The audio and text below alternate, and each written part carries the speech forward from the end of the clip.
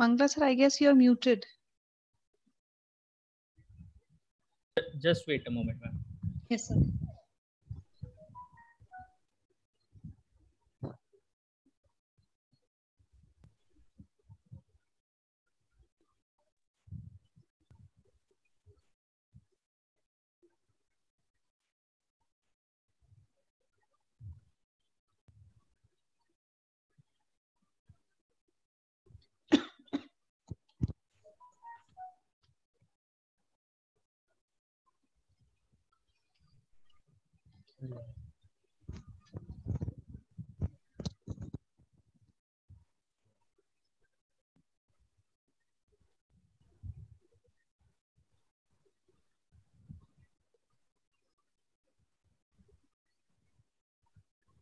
Video तो on है sir, first पे ही है.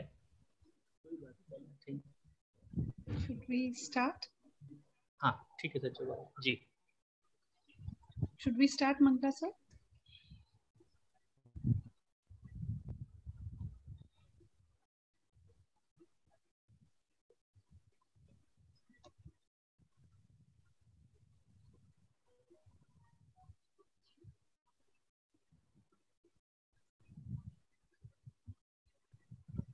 Yes, Sumedha ma'am, can you hear me?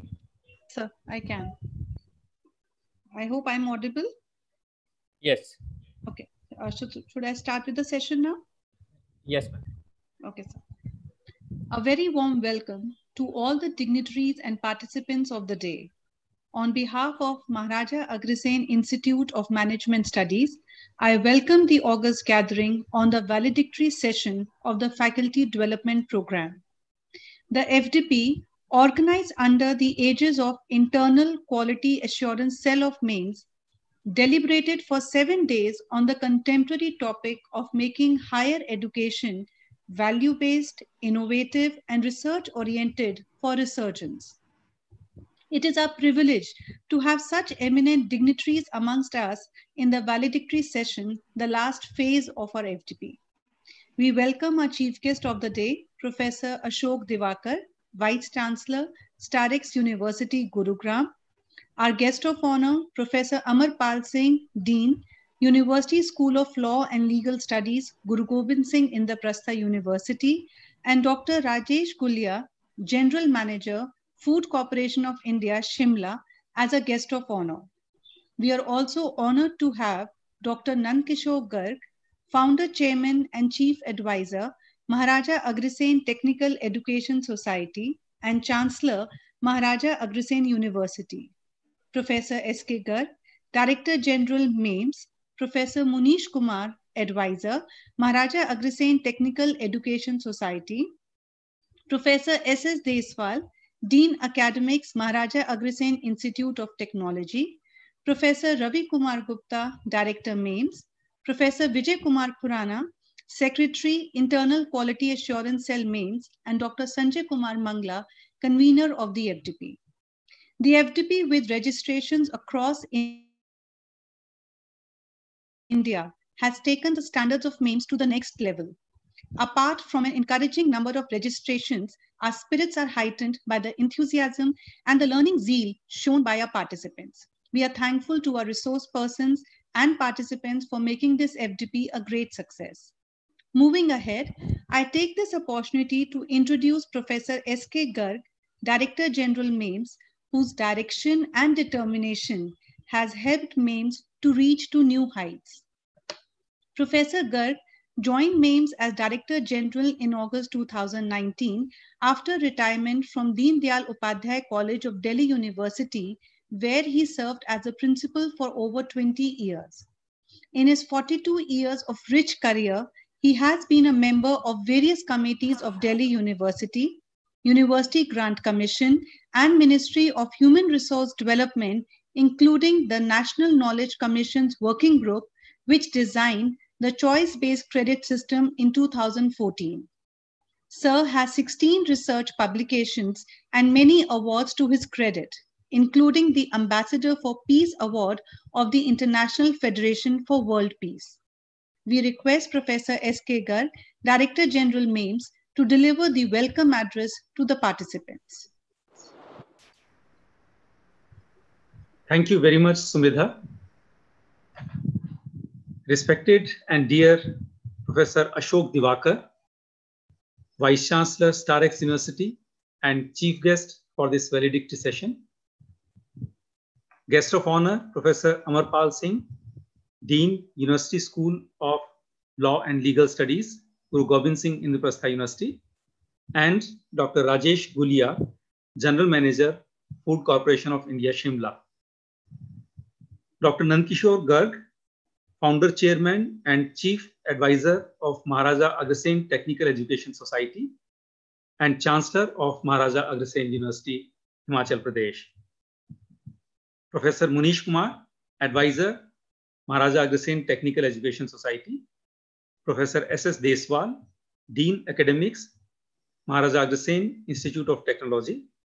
Professor Ravi Kumar Gupta, FDI Chair and Director MAIMS. Professor V.K. Khurana, Coordinator IQAC and Convener for this FDP. Dr. Sanjay Mangla, Sumedha Datta, and other members of the faculty, invited guests, delegates, and friends. It's a privilege for me to welcome you all to this valedictory session of the 1 week long faculty development program on the theme, Making Higher Education Value-Based, Innovative, and Research-Oriented for Resurgence. Corona forced online teaching on us. And during the last 3 months, there have been innumerous webinars at various platforms across the country to discuss the post-COVID scenario in teaching and learning and in research activities. So was this 1 week's faculty development program planned by Maharaja Agrasen Institute of Management Studies. I'm sure this experience for the faculty must have been quite enriching. There was focus on 2 themes primarily. One was teaching and the other was on research methodology and quantitative techniques.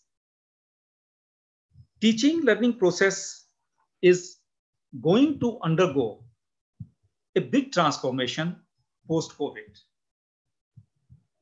There are various models which are proposed, one of which is a flipped classroom model.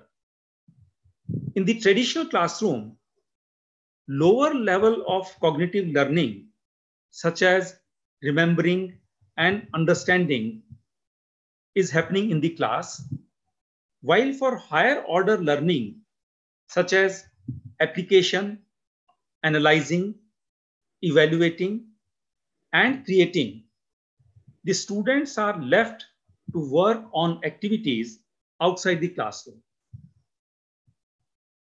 Now, post-COVID, in the flipped model of the classroom, students can finish the lower order cognitive work before they come to the class.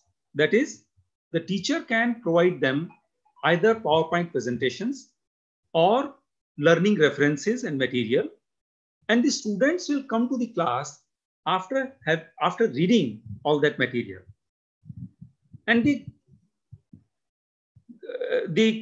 higher level of cognitive work shall be done in the class. Now, this is going to give a new challenge to our teaching community.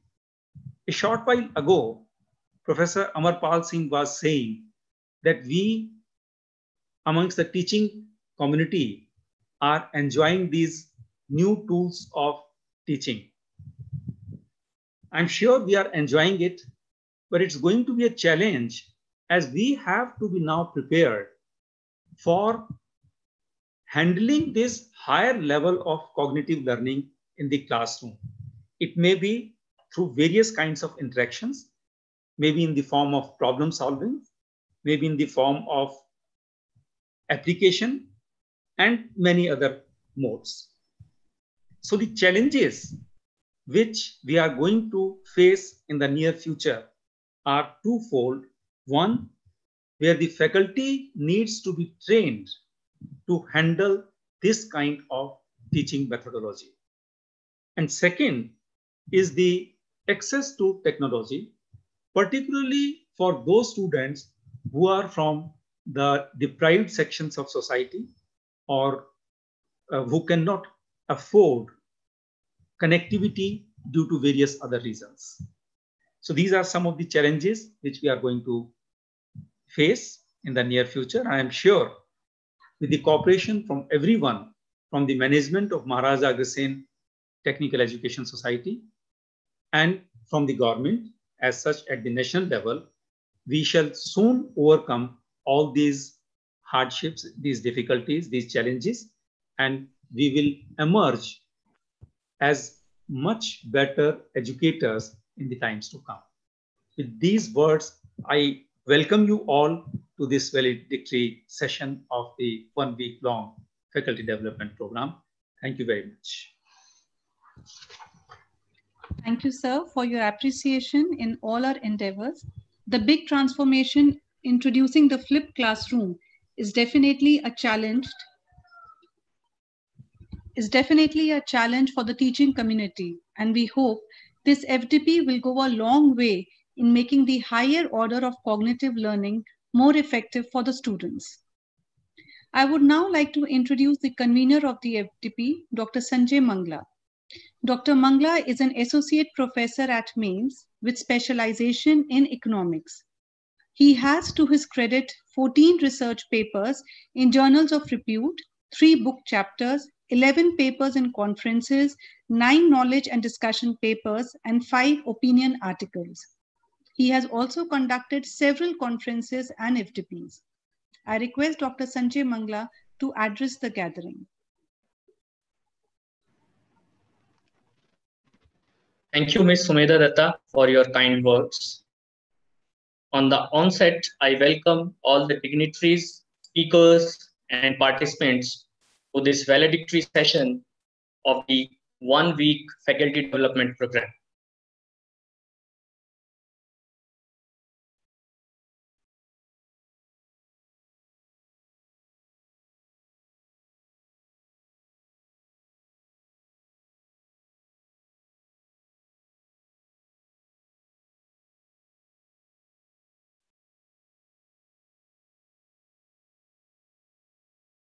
It is my privilege to present the FDP report. Before that, I welcome Dr. Nand Kishore Gargji, Founder Chairman and Chief Advisor MAIMS and Chancellor Maharaja Agrasen University. Dr. Ashok Divakar, Vice Chancellor, StarX University. Professor Amarpal Singh, Dean, Guru Gobind Singh Indraprasth University School of Law. And Dr. Rajesh Gulia, who is General Manager of Food Corporation of India. Professor S.K. Garg, Director General MAIMS, Professor Munish Kumar, Advisor MAIMS, Professor Dr. Ravi Kumar Gupta, Director MAIMS, and all other dignitaries. It is my privilege to present the FDP report before all of you, and we are happy to say that we have received overwhelming responses for this FDP, not only from India, but outside the India also, which includes some of the countries like Indonesia, Fiji, Oman, and many others. In a brief summary,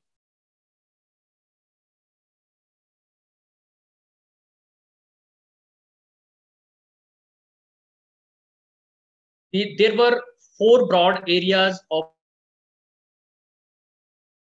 this ordinance. First one is higher education. Second one is innovative teaching methods. Third one is quantitative research methods. And fourth one is quality research, writing and publication, where we deliberated in one session, particularly about publishing books. We had received total 440 participants, total 15 sessions, including valedictory and the inaugural session, total 13 technical sessions, total number of speakers in all the sessions are 28. Some of the important software and technological tools discussed include Google Tools, CMap, which is very useful in preparing your presentations, statistical softwares like SPSS, eViews, etc.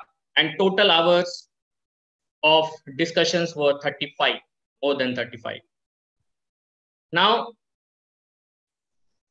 in the inaugural session, we had the privilege to welcome Professor S.K. Garg, who particularly drew attention to the importance of training and self-learning for educators to effectively address the challenges posed by the digital era.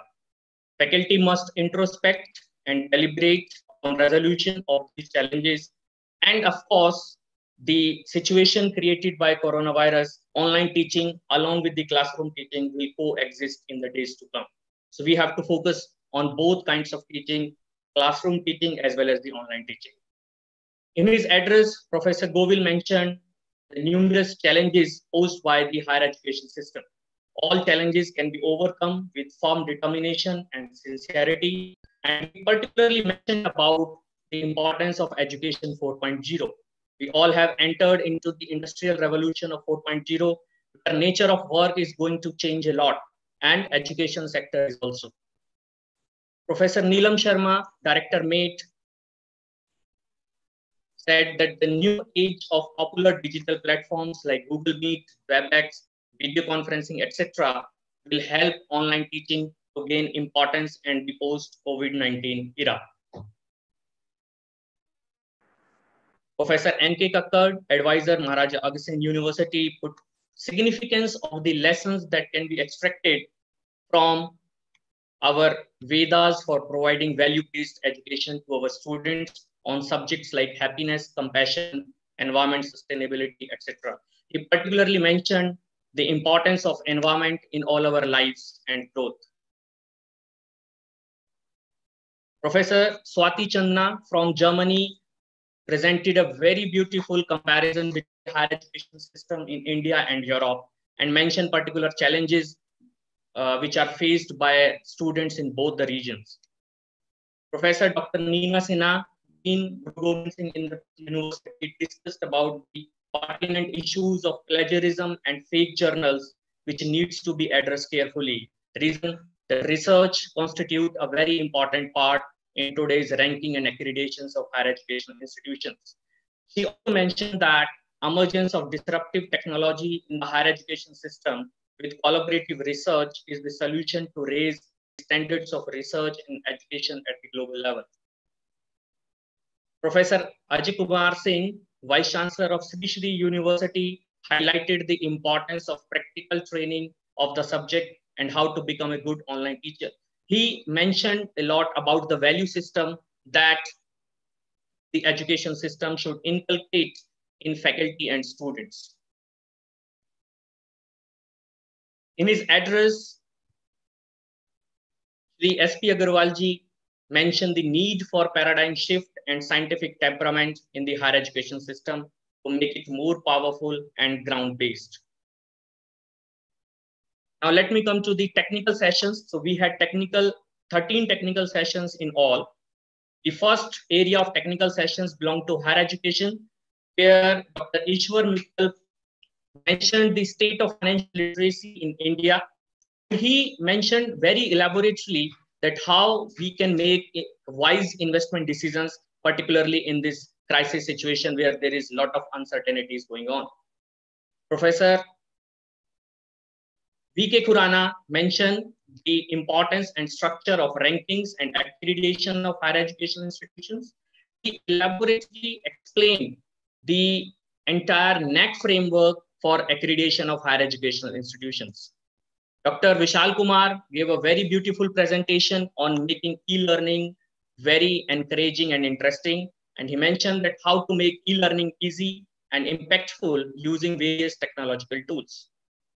Dr. Lokesh Jindal mentioned how technology can complement chalk and board method of teaching. He particularly mentioned about the Google Classroom and Google Forms which can supplement our teaching to the students. Dr. Shalu Juneja gave a very interesting talk on a new software that is CMAP tool. I also saw it for the first time, and we received the feedback from the participant that this software was found to be very useful in making our presentations, particularly the diagrams and figures. Professor Dr. Seema Kumari mentioned the importance and challenges in mentoring, which is very important today. And she drawn a lot of lessons from Bhagavad Gita for effective mentoring of students. Dr. Meera Bamba gave a very interesting talk on univariate and bivariate data analysis using the quantitative analysis software, that is SPSS. She mentioned the importance of quantitative data analysis tools in research and teaching. She provided an hands-on experience on SPSS and with an example conducted several models of univariate and bivariate data analysis. Dr. Nisha Jindal gave a beautiful presentation on estimating time series model in eViews, and she showed that how time series models and causal relationships can be established using eViews quite easily. Dr. Parul Kumar presented that how identifying determinants of any phenomena using primary data. In today's research, primary data now is being used extensively, and analysis of primary data using SPSS through factor analysis is quite helpful. We received some of the feedback from law faculty members. They mentioned particularly that this was quite new to the law faculty.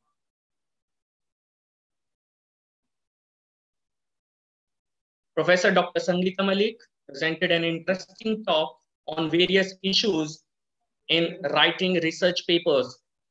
She presented how to take up research writing, and she mentioned variety of issues in writing research manuscripts, which especially the younger and new faculty members face. Dr. Sonu Madan gave an interesting talk on qualitative writing of research papers, and she mentioned that how to write quality research papers, and particularly it is very challenging for researchers to decide the best journals to publish their manuscripts. So she elaborated a lot of criteria that a researcher can use to decide the best journals for their manuscripts. Dr. Mahagupta presented an interesting talk on publication in high impact journals. He mentioned the challenges which researchers face and points to take care while writing and publishing in journals. And the last session was quite interesting and different because in all the FDPs on writing and publications, a lot of organizers cover the publications in journals and conferences, but not in publication of books. So we had an interesting and dedicated session at how we can publish books and write books. Dr. Vineet Bera mentioned that challenges faced in writing and publishing book and how a writer can decide a suitable and interesting title for the book.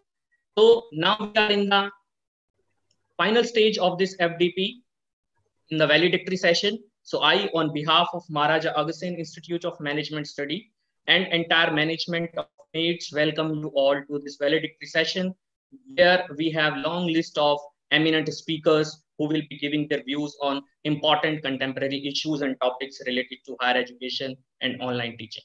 Thank you very much, Sumedha ma'am. Thank you, Dr. Mangla, for your efforts and giving us a capsule view of the key learnings of the FDP and highlighting the significant points shared by all our dignitaries during these 7 days. Next, we have Professor Vijay Kumar Khurana, Secretary, Internal Quality Assurance Cell, MAIMS.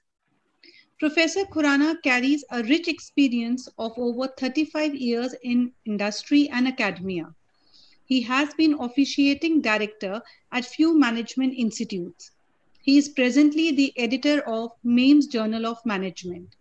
He also acted in the past as Global Institute of Business Studies, Chief Editor of Journal Global Evolution, and Editor of Journal Effulgence.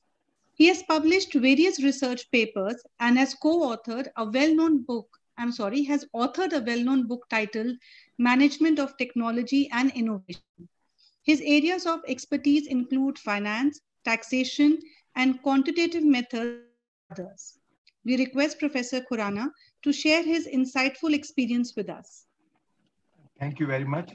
Am I audible? Yes, sir, you are audible. Okay. Respected Dr. Nandkishore Gargji, Founder and Chief Advisor MAIMS, and Chancellor Maharaja Agrasen University. Respected Professor Ashok Divakar, Vice Chancellor, StarX University. Guest of Honor, Professor Amarpal Singh, Dean USLSS. Guest of Honor, Dr. Rajesh Gulia, GM FCI. Respected Professor S.K. Garg, Director General MAIMS, and respected Professor Ravi Kumar Gupta, Director MAIMS, other esteemed dignitaries, respected colleagues, and dear participants. A very good afternoon to all of you. At the outset, I express my sincere gratitude to Honorable Dr. Nandkishore Gargji, who has always been source of inspiration and support for all of us.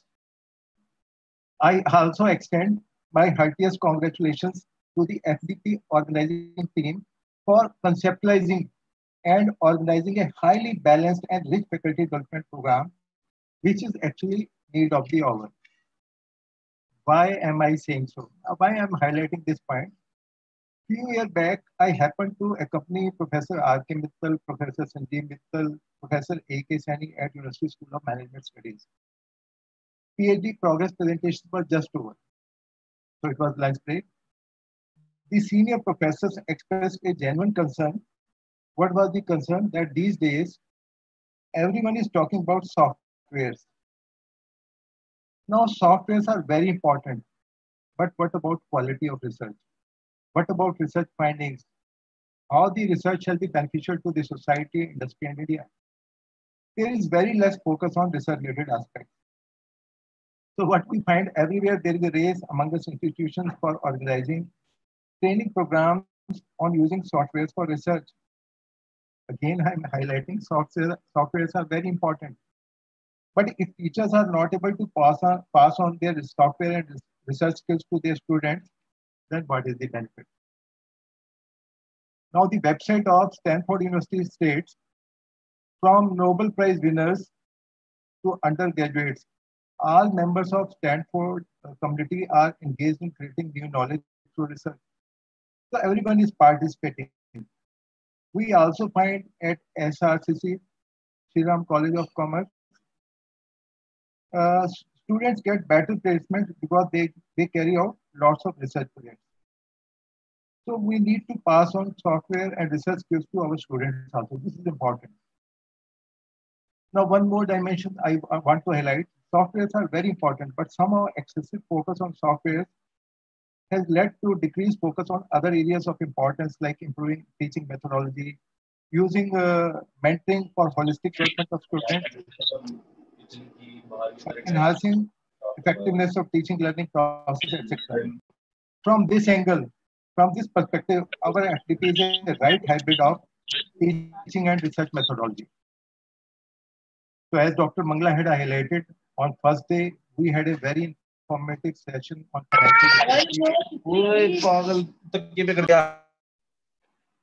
as Dr. Mangla had highlighted, on first day, we had a very informative session on financial literacy and awareness for professionals by Professor Ishwar Mittal.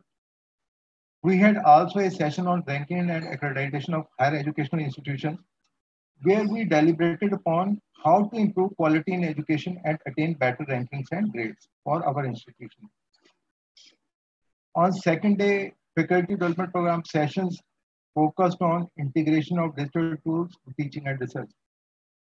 So we had a number of speakers, eminent speakers, namely Professor Vishal Kumar, Dr. Lokesh Jindal, Dr. Shalu Janeja, discussed various digital tools which are useful for teaching and research. During first session of third day, Professor Seema Kumari deliberated upon an important topic, journey from teacher to mentor.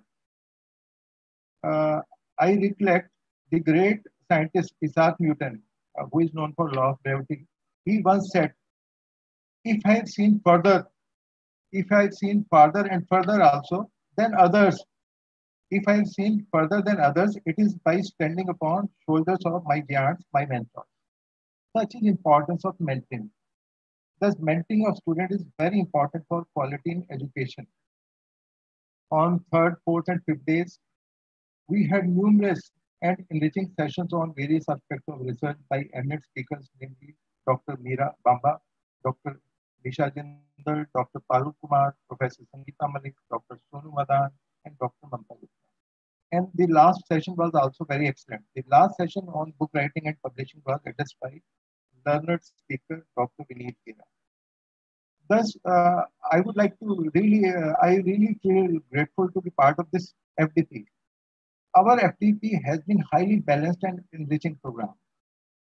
This is a balanced hybrid of teaching and research methodology. I strongly believe that it must have been used beneficial to one and all. So at the end, I once again congratulate FDP organizing team for conceptualizing and successfully organizing a great faculty development program. Thank you all. Thank you very much. Over to Dr. Smith. Thank you, sir, for your motivational words. Sir has raised two very pertinent issues. First, the quality of our teaching and research cannot be compromised at any cost. And second is, we need to use softwares in a judicious manner so that it brings the best to the society. Moving ahead, we also have with us Professor S.S. Deswal, Dean Academics, Maharaja Agrasen Institute of Technology. Professor Deswal joined MAIT in 2006. With an experience of more than 22 years in teaching and administration at various levels, he is also a member of numerous professional societies and journals of standing. He has published more than 70 papers in various international journals, international and national conferences of repute. He was honored with Bharat Seva Ratna Award by Shri Murli Manohar Joshi and Shri Chandran Mitra for providing excellent services in the field of education in 2016. I request Professor Deswal to share his valuable insights with us.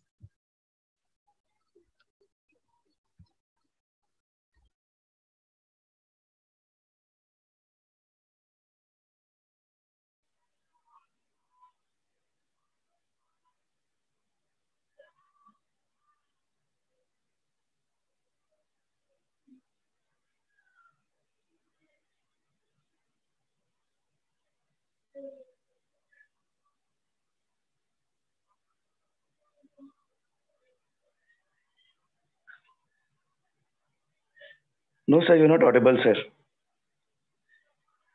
We can read your lips, but your mic is unmute. Hello. Yes, sir, you're audible now. Sir, you're audible now. Good afternoon to all. Our respected Dr. Nandkishore Garg, Founder and Chief Advisor, MAITS, and Chancellor Maharaja Agrasen University, Shri S.P. Agarwal ji, Executive Chairman, MAITS, Professor Ashok Divakar ji, Chief Guest of the Day, Professor Amarpal Singh ji, Professor Rajesh Bulia ji, Guest of Honor of the Day, Professor Munish Kumar ji, Advisor MAITS, Professor S.K. Garg ji, Director General MAIMS, Professor Neelam Sharma, Director MAIT, Professor Ravi Gupta, Director MAIMS, Professor Sangeeta Malik, Dean MAIMS, HODs, eminent speakers, senior professors, guests, faculty members. So on the onset, I would really like to congratulate Maharaja Agrasen Institute of Management Studies on successful completion of this online faculty development program titled Making Higher Education Value-Based, Innovative and Research-Oriented for Resurgence. The topic of the FDP is very much relevant in this COVID-19 era, as the higher education is indeed passing through a churning phase and needs resurgence. The focus of the FDP included inculcating values in higher education and making it innovative. Both the issues are very pertinent and warrant attention of the educators. I'm sure this week-long FDP conducted from June 24 to 30th would have enriched the participants with plenty of learnings. This key PDF online FDF was intended to enhance teaching capabilities of the participants by honing their teaching and research skills. The aim of the FDP was very well focused, as the importance of students' engagement in teaching learning process is very well acknowledged. Besides, the importance of research activities in enhancement of teachers' knowledge is also very well established. With these twin objectives, the FDP was therefore very pertinent in today's demanding times. Once again, I really appreciate and congratulate convener and all the members of the organizing committee of MAIMS for successful completion of this faculty development program under the esteemed guidance of Professor Ravi Gupta, Director of MAIMS. Thank you all. Madam Sumedha Gupta. Thank you, sir, for your appreciation and highlighting the relevance of the FDP's topic in the present churning times of COVID-19. It is a pleasure to have Professor Munish Kumar, Advisor, Maharaja Agrisane Technical Education Society amongst us.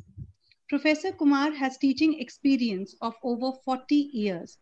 He has been head, Department of Financial Studies and Dean Faculty of Commerce and Business, Delhi University. He is Honorary Advisor, International Relations, Delhi University. He has authored 6 books, edited 3 books, and has contributed more than 53 research papers, of which 31 have been published in international journals of repute.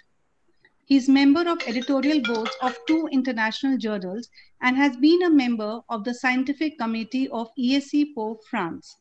He is also nominated as member of the Academic Council of CAS European Institute of Management Studies, Brussels, and has been a visiting research fellow at Musée des Sciences de Homs, Paris.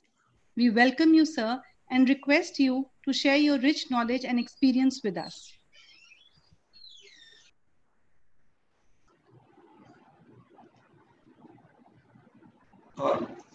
Thank you, Sumedha. I'm really honored. Can you all hear me, please? Yes, sir, you're audible. Can you switch on my video so that I can share my screen? Sir, I'll request Mangla sir to do the same, please. Sir, you can share your screen, sir. Thank you. In fact, I'm really grateful to the organizers of this faculty development program for giving me an opportunity to talk about an issue which is so dear to my heart. In fact, I am humbled, by the presence of a galaxy of distinguished persons in this session. And I really don't know how to actually speak in presence of people who have so much of experience about the education, particularly Dr. Nand Kishore Garg, who has been,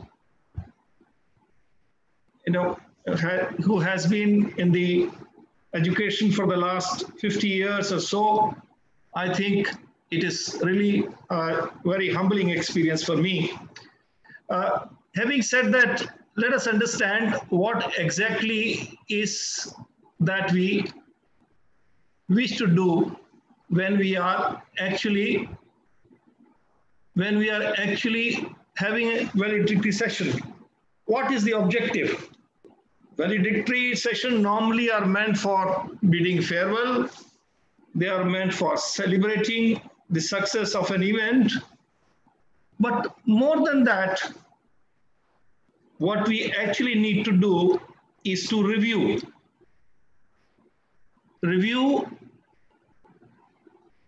the work that has been done during these sessions.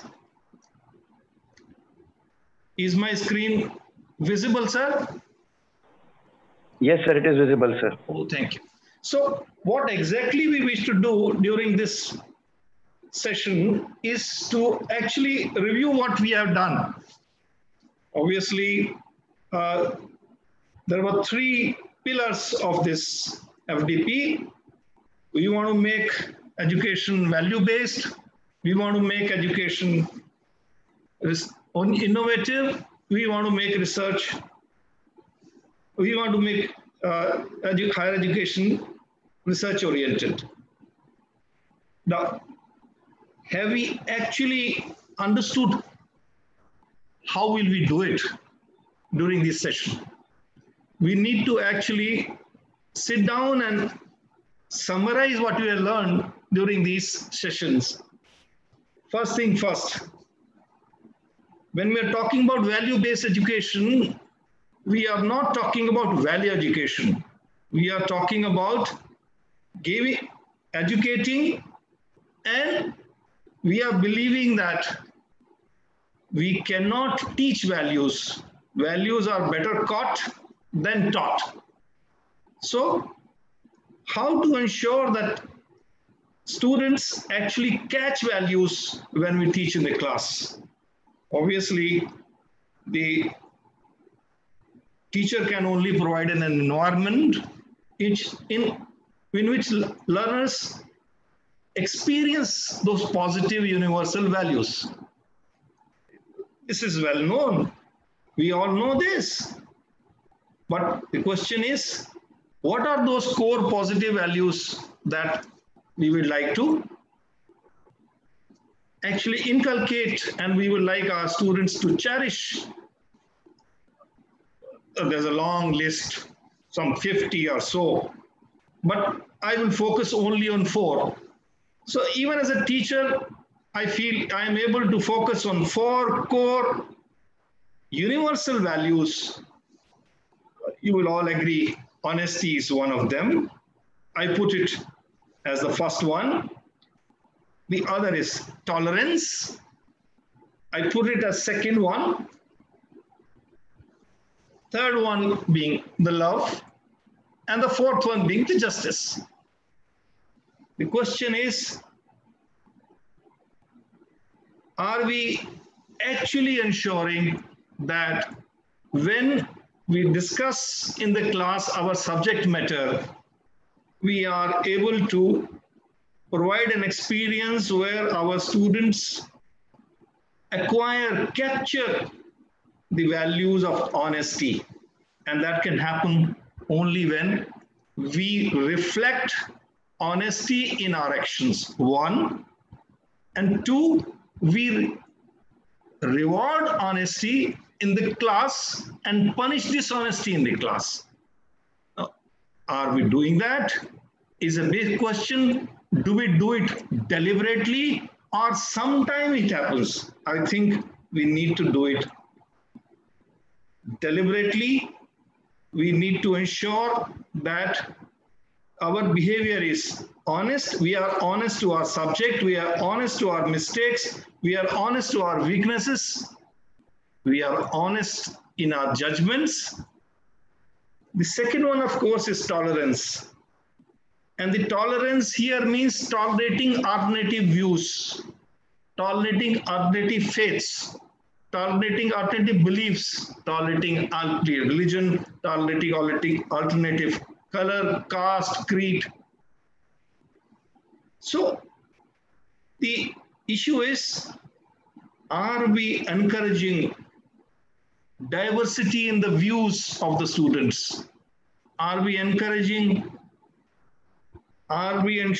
that people from different walks of life are actually getting equal opportunity, and we are able to receive and appreciate their opinions which are different from our own opinions, or well-known opinions, well-established theories? Are we celebrating diversity is the question that we need to ask as a teacher. I think the next one is love. And it is extremely important to ensure that we are able to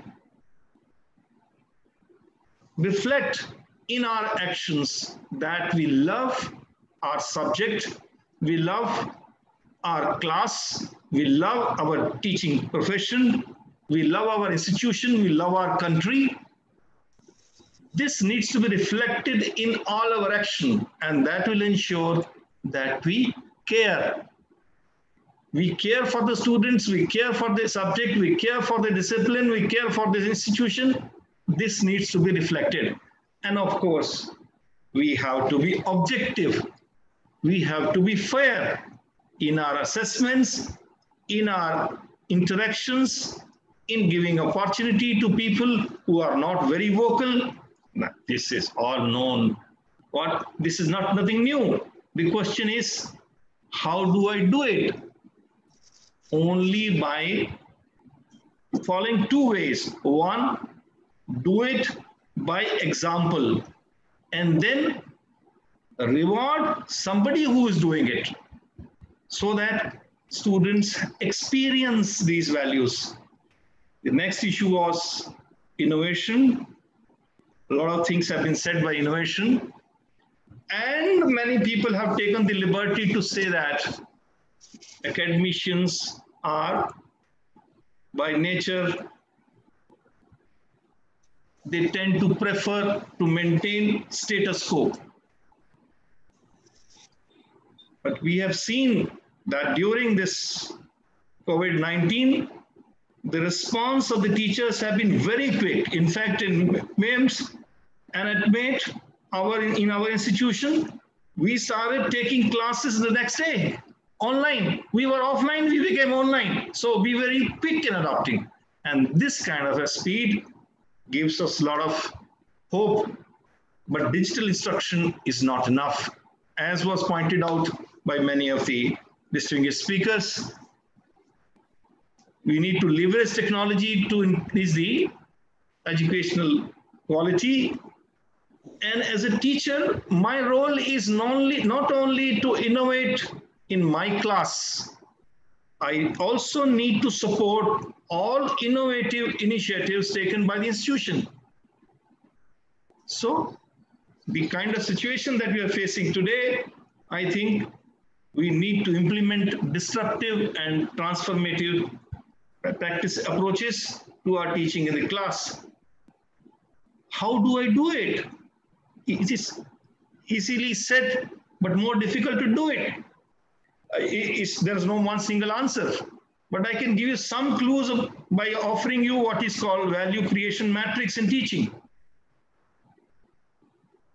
When you are interacting with the students in the class, you want to explain, you want to engage, you want to explore, you want to evaluate, you want to elaborate. Students don't want this.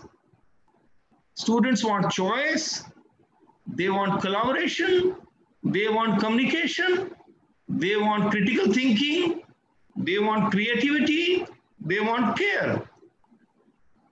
Now, all these blank cells give you opportunities to innovate. You can create value by filling up any of these cells. Give them choice when you explain. We don't do that. We go to the class and then teach. The way we have prepared our presentation, as I'm doing now. When you explain, do you allow collaboration? When you explain, do you allow communication? Do you communicate with them? When I explain, do I allow them to do critical thinking? Do I encourage their creative thinking? Am I careful? Do I care for them? All those issues need to be worked out. So each cell will give an opportunity to innovate. The third major pillar of this FDP was research-oriented higher education. Is very easy to say. How do we do it? Obviously, there is a need for high impact practices. We need to change the way we are doing it. But what practices? We need to emphasize on experiential learning and inquiry-based learning. How do we do that? Give them research experiences which are mentored by you. Give them supervised internships. Give them field work, clinical work, wherever possible, service learning. Send them to places and let them do social service. We need to actually encourage their curiosity and the spirit of inquiry and let them do it themselves, kind of. Give them examples from the recent research that has happened. Tell them this company did that. Tell them this institution performed like this. We need to create experimental spaces in our teaching where students can actually pilot research projects. So, what is the agenda for me as a teacher or as a participant? If your desire to bring about change is intensified, the objective of this FDP is achieved. If you feel that your resolve to make your classroom interactions more student-centric rather than exam-centric, now if this resolve is strengthened, the objective of this FDP is achieved. If you decide to enthusiastically support institutional initiatives for change, I think the objectives of FDP are achieved. And if it is so, welcome to the exciting journey, the job fulfillment. If you are doing well in the class, you will get the sense of fulfillment. But one thing that I must tell you, as a teacher, we have a tendency to do this. Look at this cartoon. And this is the contradiction. We need to avoid this. And the last word that I want to say to you is thanks. Thank you very much. Thank you. Over to Sumedha, please. Thank you, sir. We thank you for giving us such an appropriate food for thought. That is, values are better caught than taught. The onus of creating a conducive environment for inculcating the right core set of universal values, honesty, tolerance, love, and justice lies on the faculty. Thank you once again, sir. Moving ahead, we have Dr. Rajesh Gulia, General Manager, Food Corporation of India, Shimla, as a guest of honor. Dr. Gulia, apart from 3 years of association in academics, also carries a rich corporate experience of more than 2 decades in fields of warehousing and logistics management. At Food Corporation of India, the largest food grains inventory in the world, he has effectively handled the operations of minimum support price. He has worked in deficit and surplus states across various states, to name a few: Karnataka, Kerala, Rajasthan, Haryana, Punjab, Bihar, Delhi, and Himachal Pradesh. We welcome you, sir, and request you to share your rich corporate knowledge with us. Thank you, Over Sumedha. to you, sir. Can you listen to me? Can you hear me? Thank you, sir. Can you hear me, Sumedha? Yes, yes, sir, you're audible. Yes, Okay, sir, you're audible. Okay, thank you. Good afternoon, ladies and gentlemen. First of all, I convey my gratitude to Dr. Ravi Gupta for giving me this opportunity to talk about few things, especially about the subject of the FDP and the core areas of our competencies. When Mr. Gupta spoke to me, I was really very impressed about the energy levels and the guidance given by Dr. Nand Kishore Garg to this institution. Mr. Ravi told me in a very elaborative manner how the chairman is guiding the functions, day-to-day affairs of this institution. I convey my regards to Dr. Nand Kishore Garg. The other speakers, they are from different fields. They have spoken technical things about this session. They are well aware of the challenges we face today. What I gather from this subject is that how to make the education as value based. जब हम value की बात करते हैं तो हम अपनी school education में वापस अगर जाएं तो हमें उसका आंसर मिलेगा. I still can recall जैसे जैसे हम जीवन में आगे बढ़ते हैं हम उस वैल्यू को पीछे छोड़ने लगते हैं, खास तौर से जब हम हायर एजुकेशन में जाते हैं। हायर एजुकेशन में हम टेक्निकलिटीज में चले जाते हैं और वैल्यूज को भूल जाते हैं। आई वुड से कि हम अपनी 3 चीजें यदि जीवन में याद रखें, अपनी माँ को, अपनी मातृभूमि को और अपनी मातृभाषा को, तो हम अपनी वैल्यू के साथ जुड़े रहेंगे। यदि हम इन तीनों चीजों को और थोड़ा आगे लेके जाएं तो हम देखेंगे कि यदि हम अपनी वैल्यूज के साथ जुड़े तो हम एजुकेशन को इनोवेटिव भी बना सकते हैं। क्योंकि जो चीज हमें एक इनेट तरीके से मिली है, जो हमें कुदरत ने दी है, हम उससे अगर दूर जाएंगे तो हम ना तो रिसर्च कर पाएंगे और ना ही हम इनोवेट कर पाएंगे। आज के समय में ये जो टॉपिक है, this becomes very relevant because हम यदि एजुकेशन को हायर लेवल पे वैल्यू बेस्ड बनाएंगे तो हम अपनी चीजों में we will take pride in our own things, will take pride in our country, will take pride in our procedures what we use to follow for our education.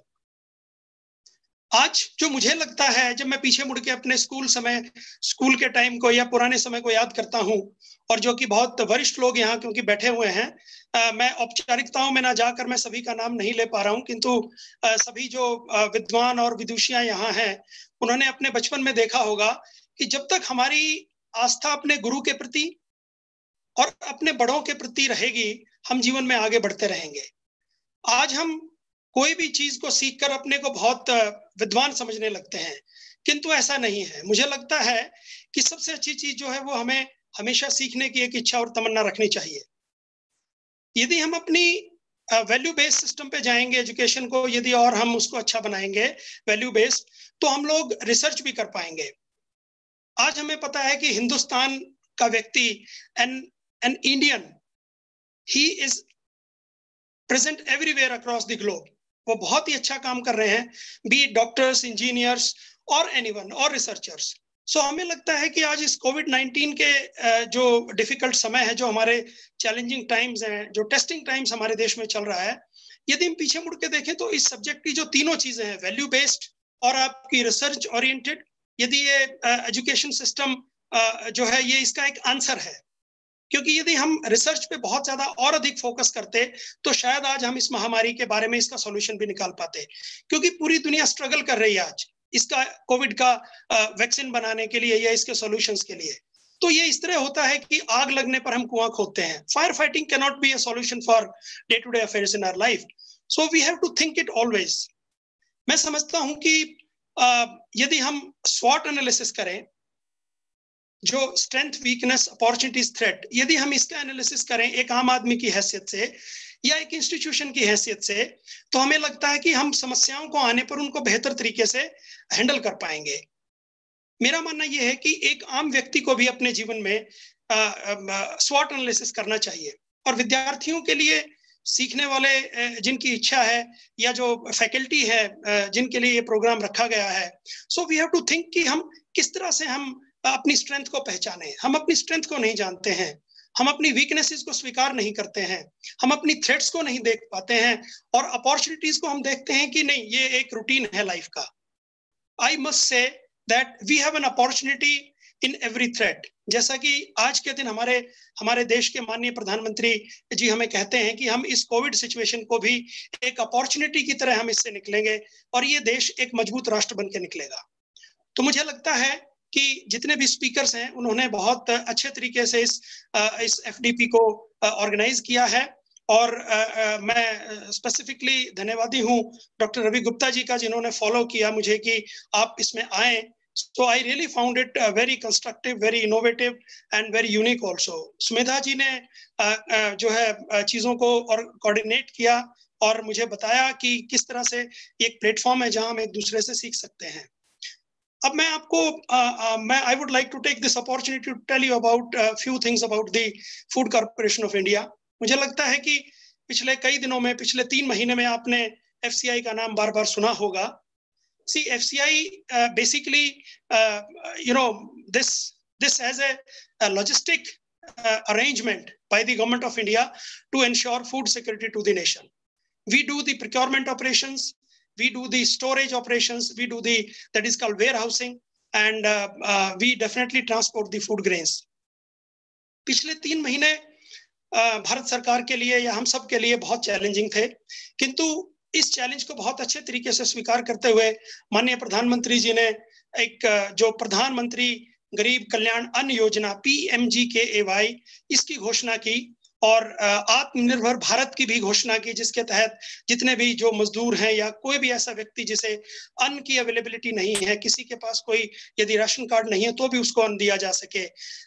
हमारा जो national food security act है उसके तहत इन 3 schemes के तहत हमने 800 million लोगों तक जो इसके लाभार्थी हैं, जो बेनिफिशरीज हैं NFSA के, उन तक अनाज पहुंचाया।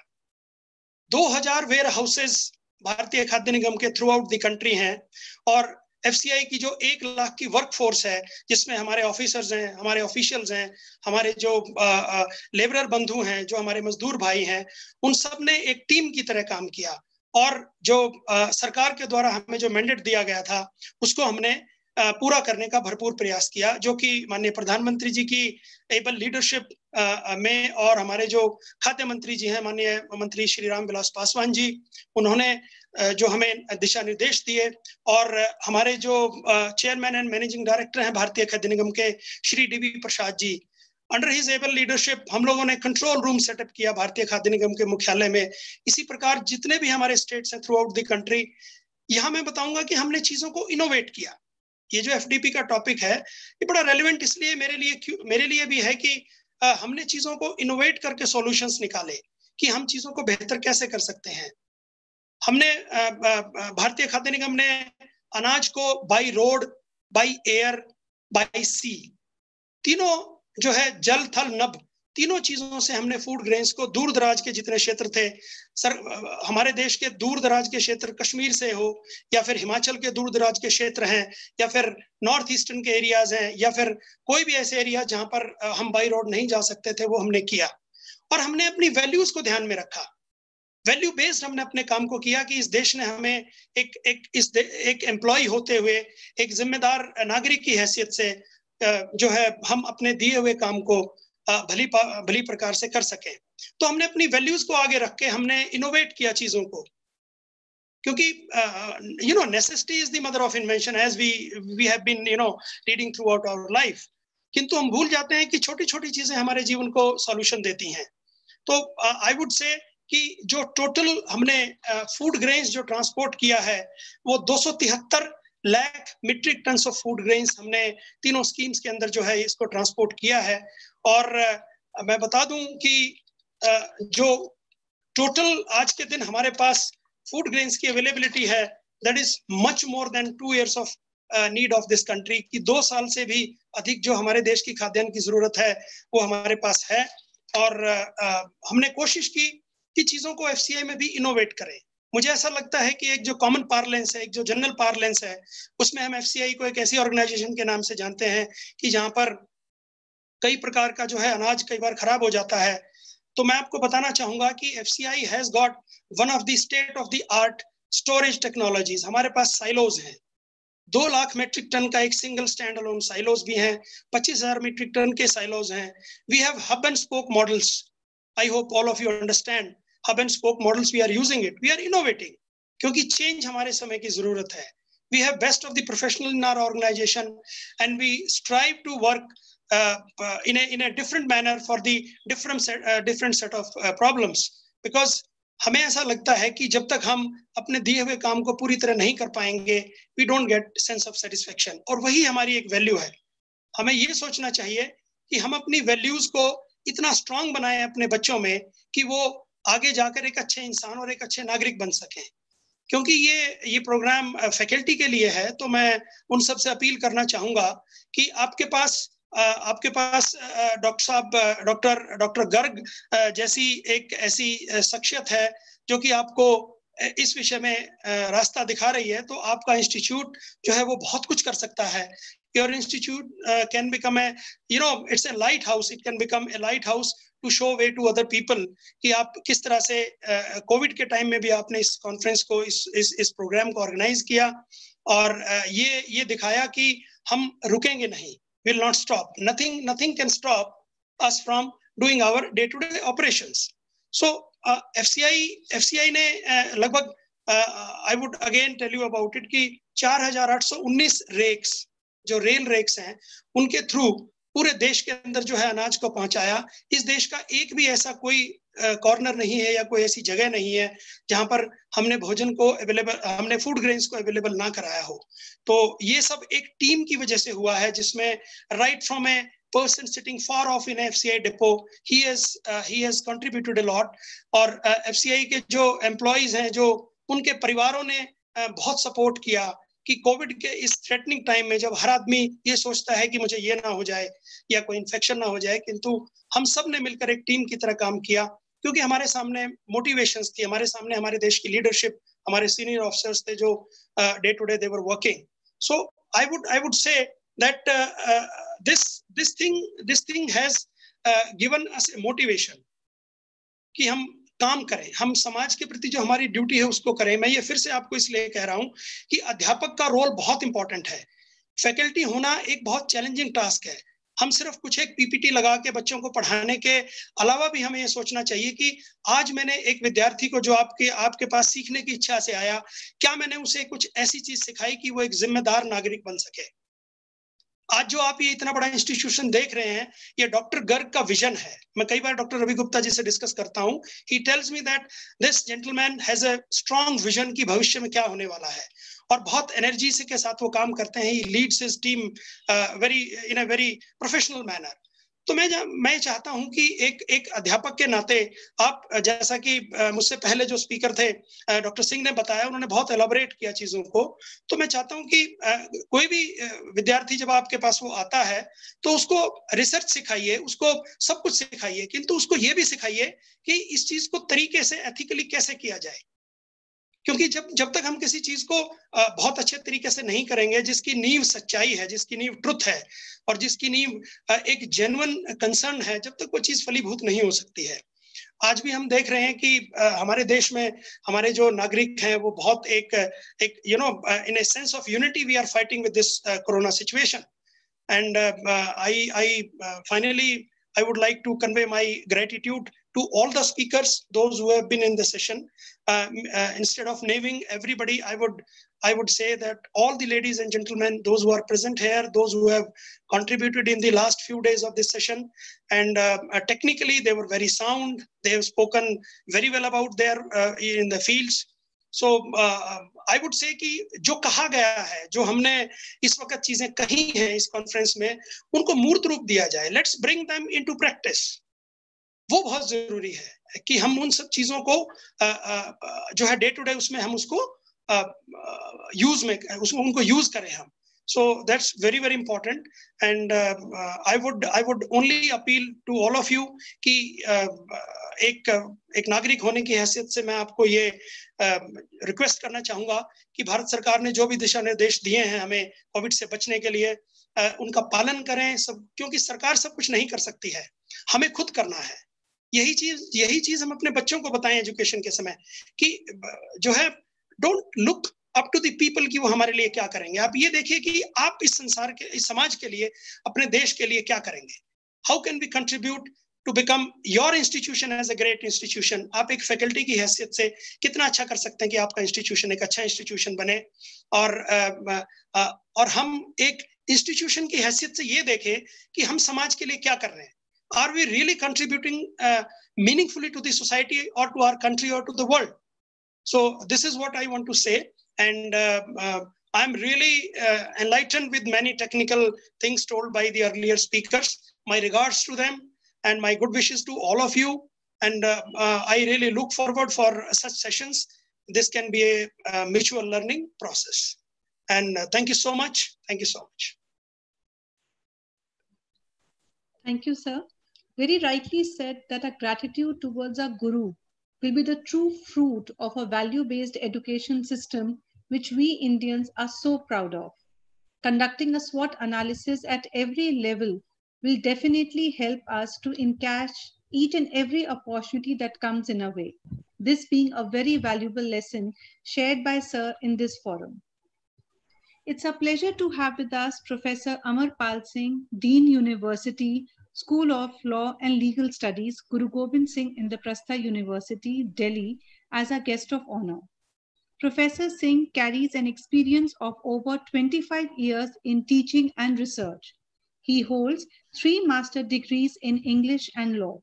He has served several administrative positions of repute, such as Head of Department, Dr. Ram Manohar Lohia, National Law University, Lucknow, Chief Proctor and Superintendent of Examinations, National Law University, Jodhpur, and Associate Proctor, Guru Gobind Singh Indraprastha University, Delhi.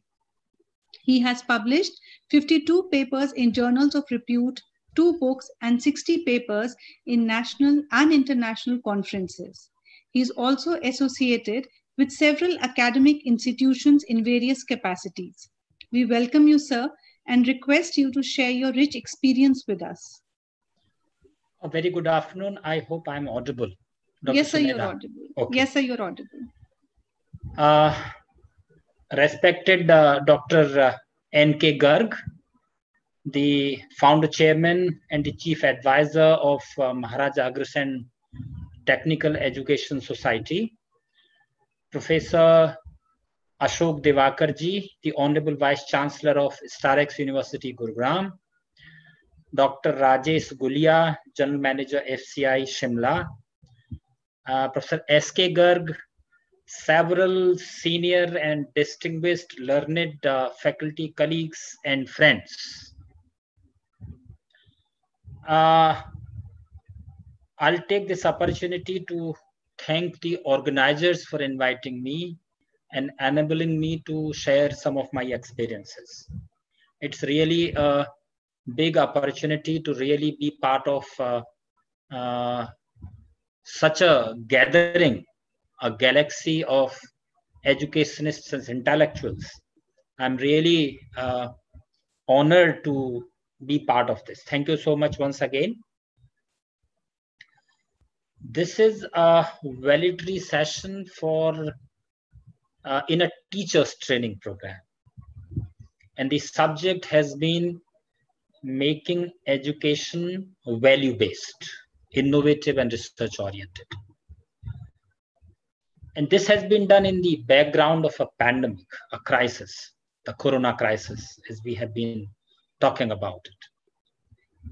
So I talk about 3 things. 1, the crisis that we are facing, and 2, the teacher about whom we are talking right now, who is to become innovative and need to teach values, or rather act in a manner that values are,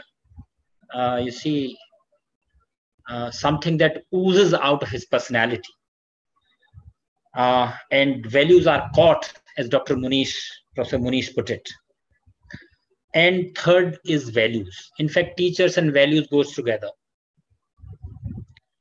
Friends, let's not be very sanguine about it. Crisis is part of human life. They are not unusual or uncommon. They have been part of human life process. Either you talk in terms of an individual or a community. In the sense, as we call it in Indian tradition, vyasti or samasti. Crisis has always been a decisive element. In fact, every single crisis leaves a better equipped human society, a better equipped human mind. In fact, it is generally said that if you remove crisis from human society, it tantamounts to actually annihilating human civilization itself. Meaning thereby that without a crisis, human systems actually are of no use as such. So crisis has its own role in the life of an individual and a community to play. But they are obviously very painful experiences as well. So without getting into the details, I recall an American philosopher who would say that you cannot change the direction of the wind, but you can certainly adjust the sails to reach your destination. So this is precisely what teachers are expected to do. Not exactly that they can write off this crisis, but they can perfectly adjust the sails of their wisdom to, reach the destination. About teacher, in Indian tradition, teacher has been given a very exalted place. In fact, we talk about Guru Brahma, Guru Vishnu, Guru Devo Maheshwara.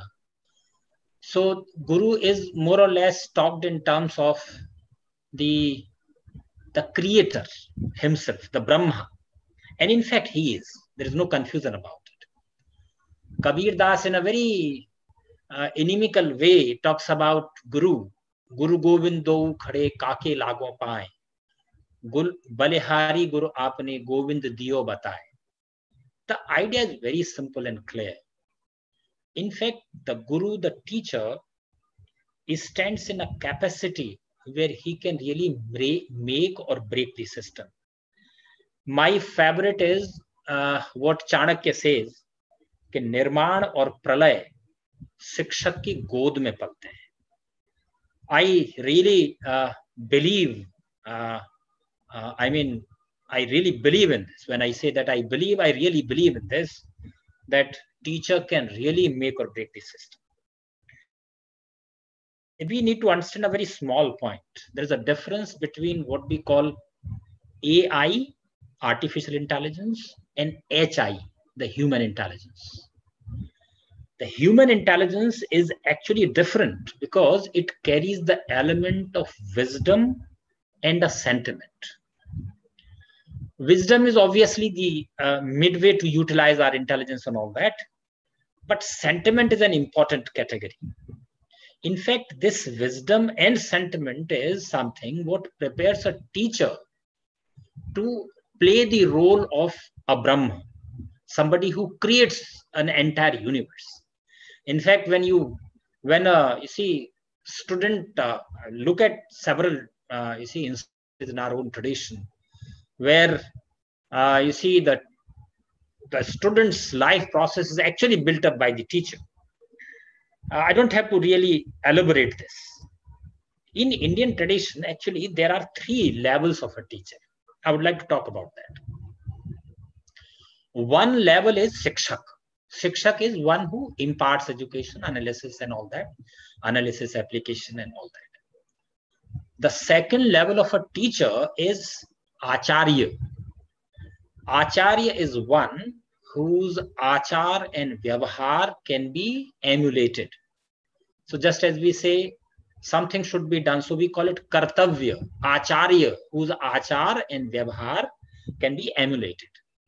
And third level of the teacher is the guru. So in Upanishadic tradition, guru is one who takes one from darkness to light. Friends, in the common man's life process, I'm just talking about a common teacher like you and me, becoming guru might be slightly difficult, but becoming acharya is not. And therefore, one of the objectives of a teacher, as Professor Munish was talking about, is to really present an example which can be caught by the student. You cannot teach them. Values cannot be taught. You see, cannot be taught. They can only be caught. And when this can be caught only, when a teacher teaches by an example. I think the best example is from Bhagavad Gita, where Lord Krishna, I think it is in chapter 3, he talks about Yadyada charati shresthaha tattat deve taro janah yat pramanam sakurte lokas tadan vartate. The idea is very simple. I'll put it in a very simple language. The expression used is shrestha. And people like Satwalekar and Tilak, they talk about shrestha. Here it stands for leader. And please understand it that teacher stands in capacity of a leader.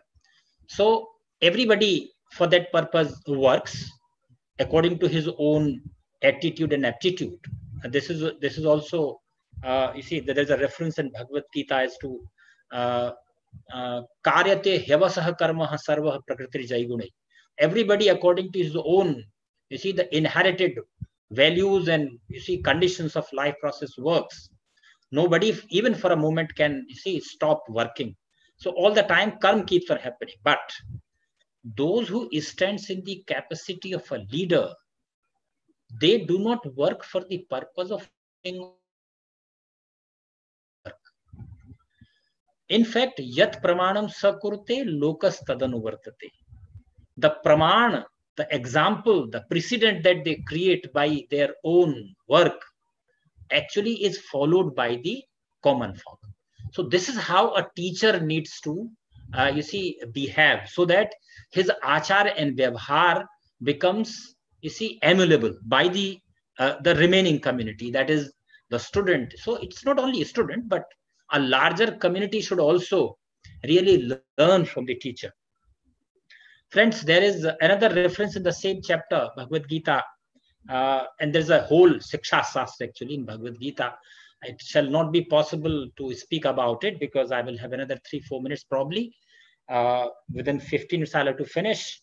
But Lord Krishna in the same chapter talks about it. Name parthaste kartavyam trishu lokeshu kinchana nanavaptam avaptavyam vartevacha karmani. Why should I work? He says, मेरे लिए जीवन में कुछ भी अप्राप्य नहीं है. नमे पार्थास्य कर्तव्यम त्रिषु लोकेषु किंचन. But फिर भी मैं कर्म करता. Because yad, you see, same thing. Yat pramanam sakurte lokas tadanuvartate. Teacher has to be like that. Well, without getting into the details of all this Sikshasas that I was talking of with reference to Bhagavad Gita and Upanishads, what I translate in terms of the concrete things that a teacher can really, you see, cultivate in his personality for the purpose of presenting an example so that the values can be caught without teaching them, without, you see, I mean, upadesh dane ke bajay, if we can really present those examples, acharya ban sakte hain yadi hum, so probably that would be a better choice and a better model. So translating this entire Indian tradition into a modern formula, though there are several things and some of the senior colleagues have talked about it, but just a few things that I have jotted down. One is understanding the self and having confidence. It's very important. Teacher needs to be self-aware and be very confident. What is he teaching? This you cannot be unless you are thorough in your subject. There are a lot of other things. Work ethics and emotional intelligence. Friends, IQ is no more relevant today. Emotional intelligence is, emotional quotient is. So how do you really get committed to a particular task is more important than how capable are you. So therefore, emotional intelligence is more important today. And this is something that is observed by the student more than your supervisors, more than your management, you see, people above you. So students are actually your supervisors in a way because they watch you, they understand things from you. So they understand, you see, all these things. So work ethics and emotional intelligence and is more important. Then a teacher need to have a set of soft skills. There are several soft skills that one need to cultivate. For example, negotiating differences, critical thinking, problem solving, applying the principle you are teaching, applying it in a contemporary context, and all these things. They are all, you see, they flow from the subject which you teach in the classroom, but obviously they are, you see, they get honed if you apply a set of soft skills to them. Then developing and maintaining relationships. And this is very important. And time management for a teacher. Like if I 9 to 10 is my class and I myself go at 9:15 to the class, I probably cannot ask the students to come at 9 o'clock. I have to be there in the class before 9 o'clock in any case. Even if there's one student, that is the only way to present an example. And then you keep on moving on. Members of a team, because learning process itself is a teamwork, and working in a team as a member and having that patience, because only this patience is, you see, the key element which makes you, or rather enables you to present an example before the students. and make them learn, enabling them to, you see, catch the values, not the subject. Subject, obviously, they learn. And as I said in the, you see, in one of the other context, that it is not intelligence that is that important. It's emotional intelligence, emotional quotient, your ability to commit to a certain task, which is observed by the people around you. So these are some of the things that a teacher need to really, I mean, Gita being one of my favorite treatises, in fact, I can keep on talking about it, the whole Siksha Shastra that lies behind it. But I'll stop here because there are other things that have got to be done. I once again put on record my sincere gratitude for the organizers to invite me for sharing some of my views. Thank you so much. Dr. Sumedha, over to you. Thank you, sir. Professor Singh's talk, wherein he has talked about the significance of crisis in our lives, reminds me of an anonymous saying, which is, being challenged in life is inevitable. Being defeated is optional. Thank you, sir, for sharing the relevant lessons from Bhagavad Gita and Chanakya with us and highlighting the importance of work ethics, time management, commitment, and emotional intelligence for a faculty. These are really the building blocks of our education system in the present times. We are indeed happy to introduce our chief guest of the day, Professor Ashok Divakar, Vice Chancellor, Starix University, Gurugram.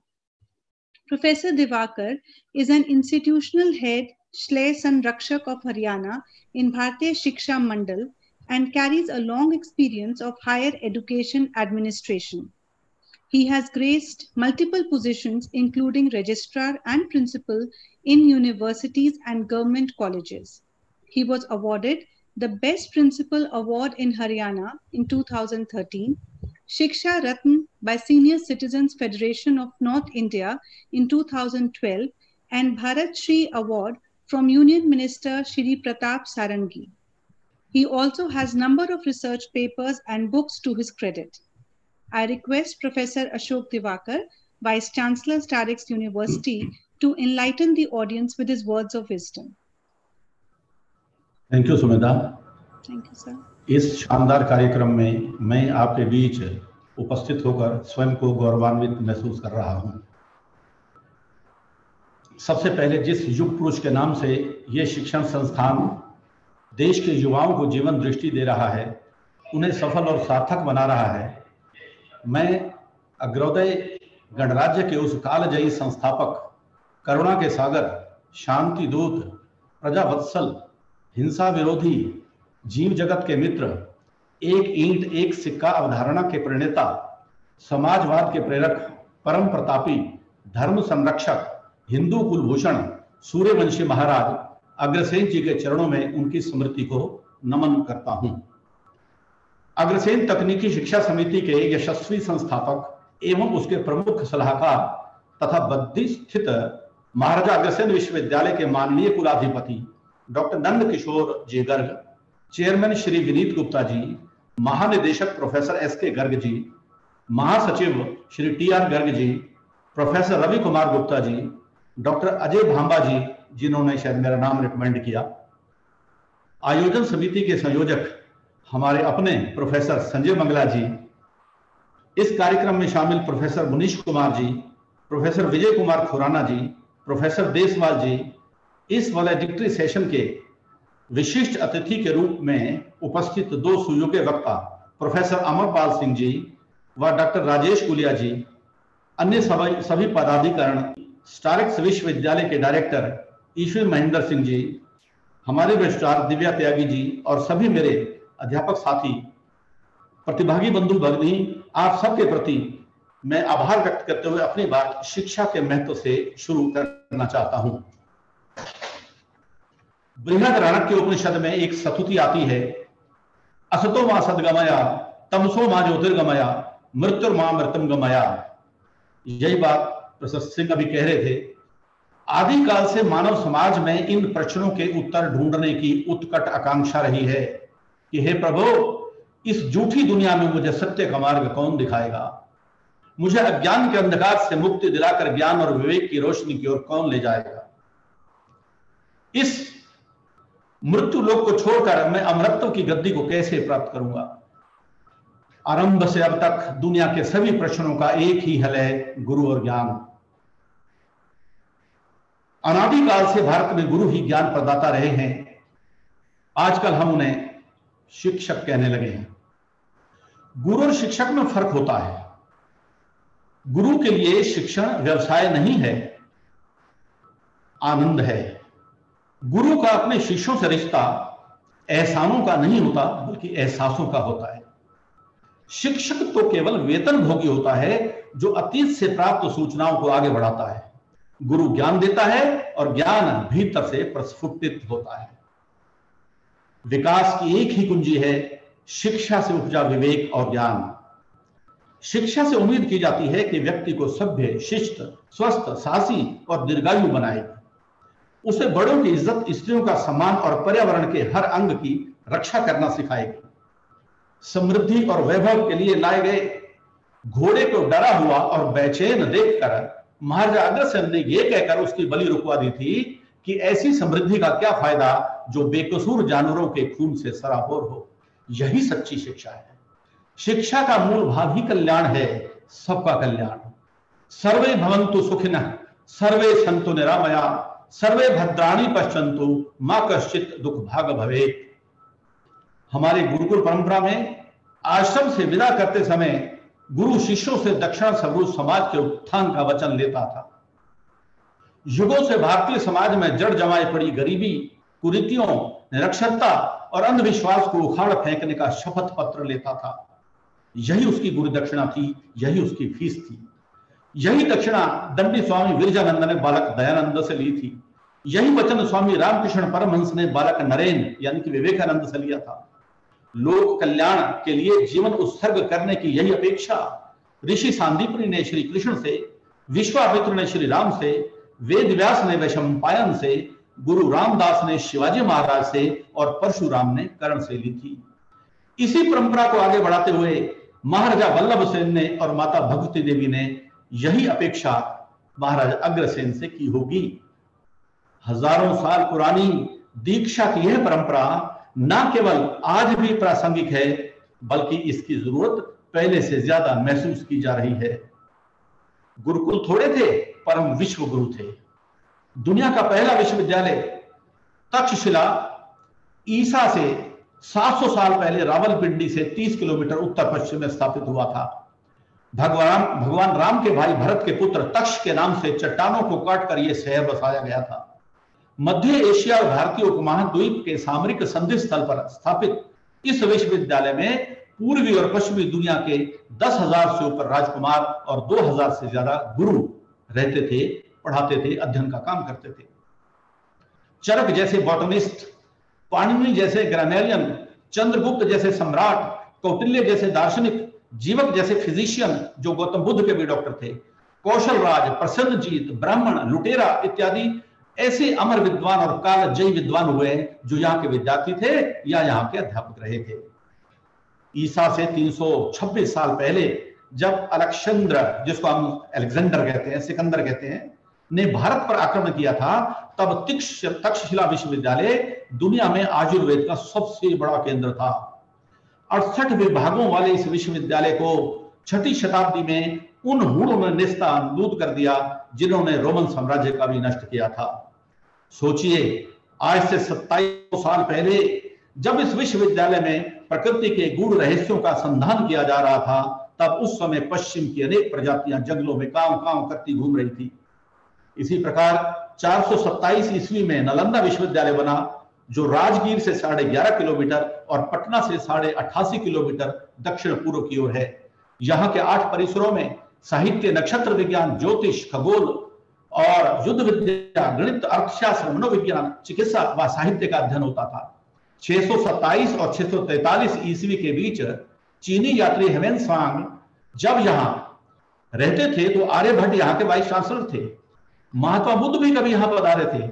800 सालों तक अस्तित्व में रहने के बाद तुर्की के मुस्लिम शासक बख्तियार खिलजी ने इसे बर्बाद कर दिया था। फारसी इतिहासकार मिनहाज सिराज ने अपनी किताब तबक़त नासिरी में लिखा है कि नालंदा विश्वविद्यालय के 9 मंजिले का पुस्तकालय में 90 लाख पांडुलिपियां और लाखों किताबें थी जो 6 महीने तक जलती रही थी।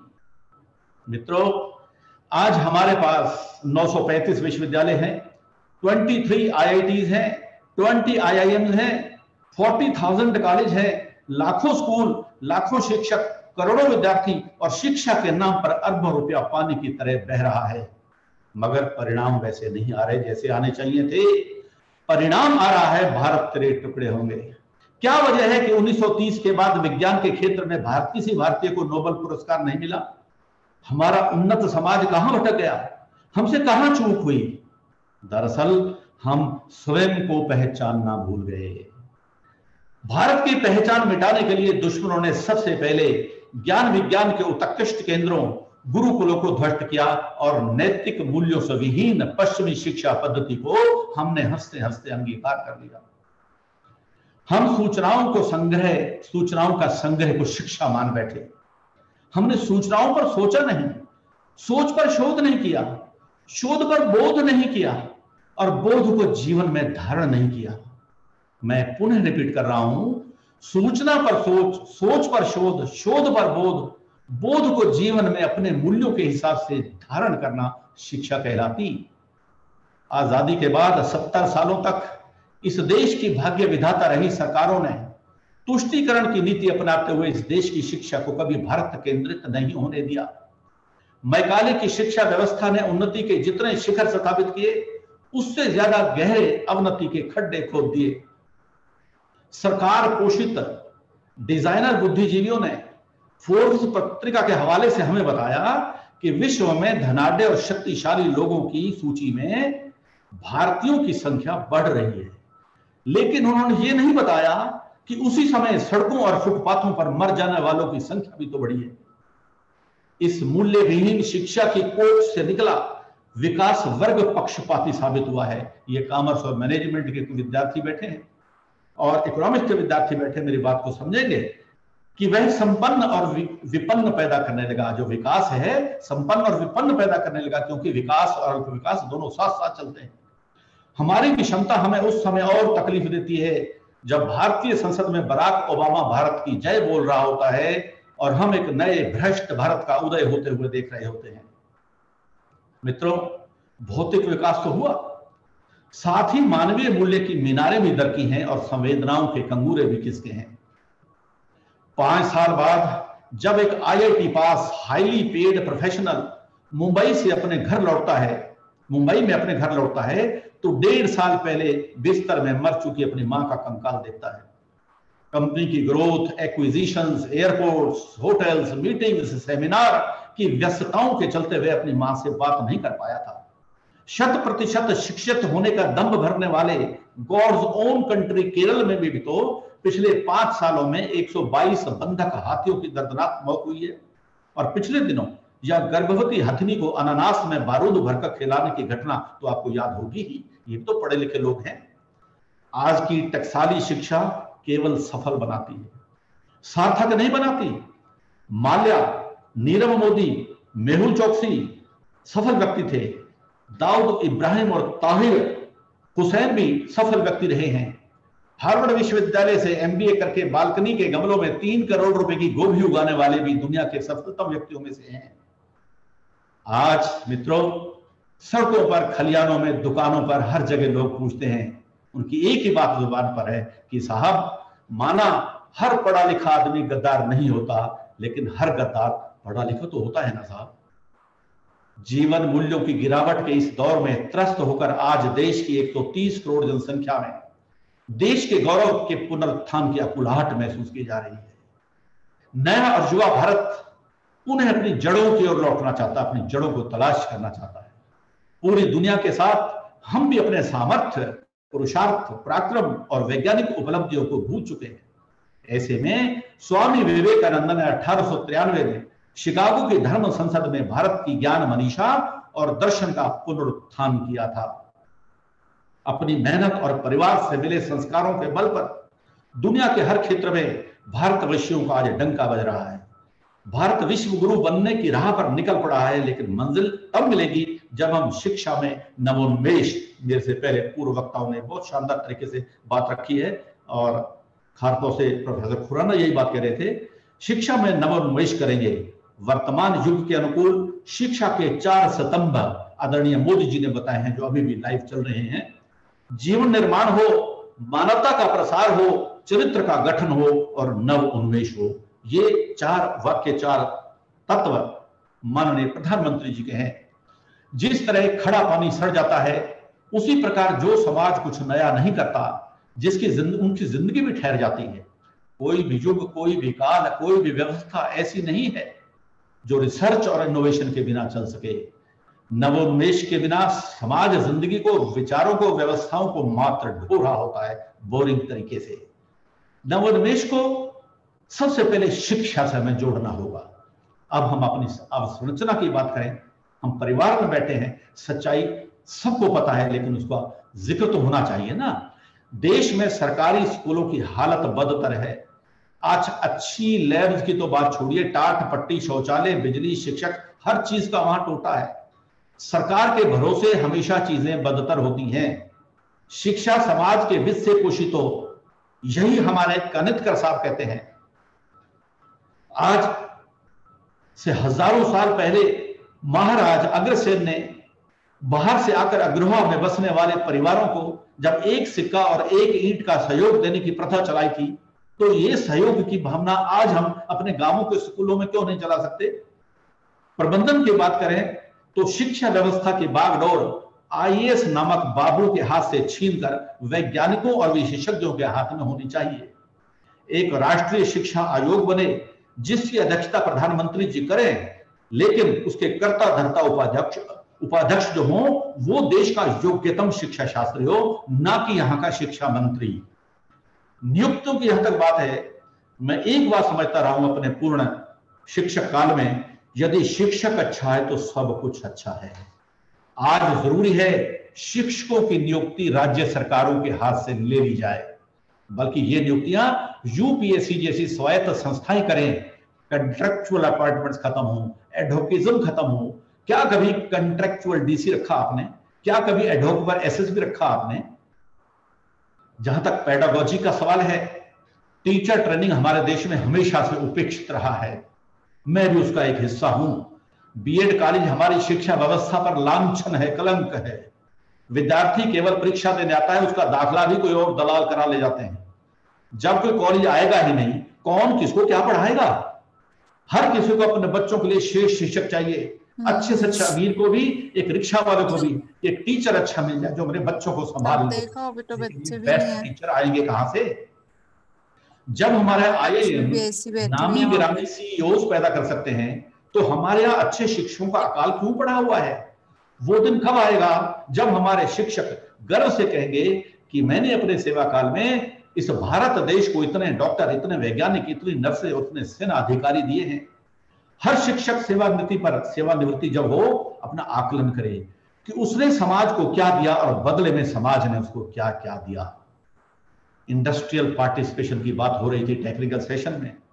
पाठ्यक्रम संरचना में शोध और कार्य अनुभव के लिए हमने उद्योग और कारपोरेट जगत को अपने अध्यापन के साथ कभी जोड़ा ही नहीं। हम उनको छोटा और घटिया समझते रहे। उन्हें छोटा समझने के कारण हम लोग इंजीनियरिंग और खास तौर से मैन्युफैक्चरिंग के मामलों में दुनिया से सबसे पिछड़े हुए हैं। मैं कुछ सच्ची बातें यहां कहना चाहूंगा।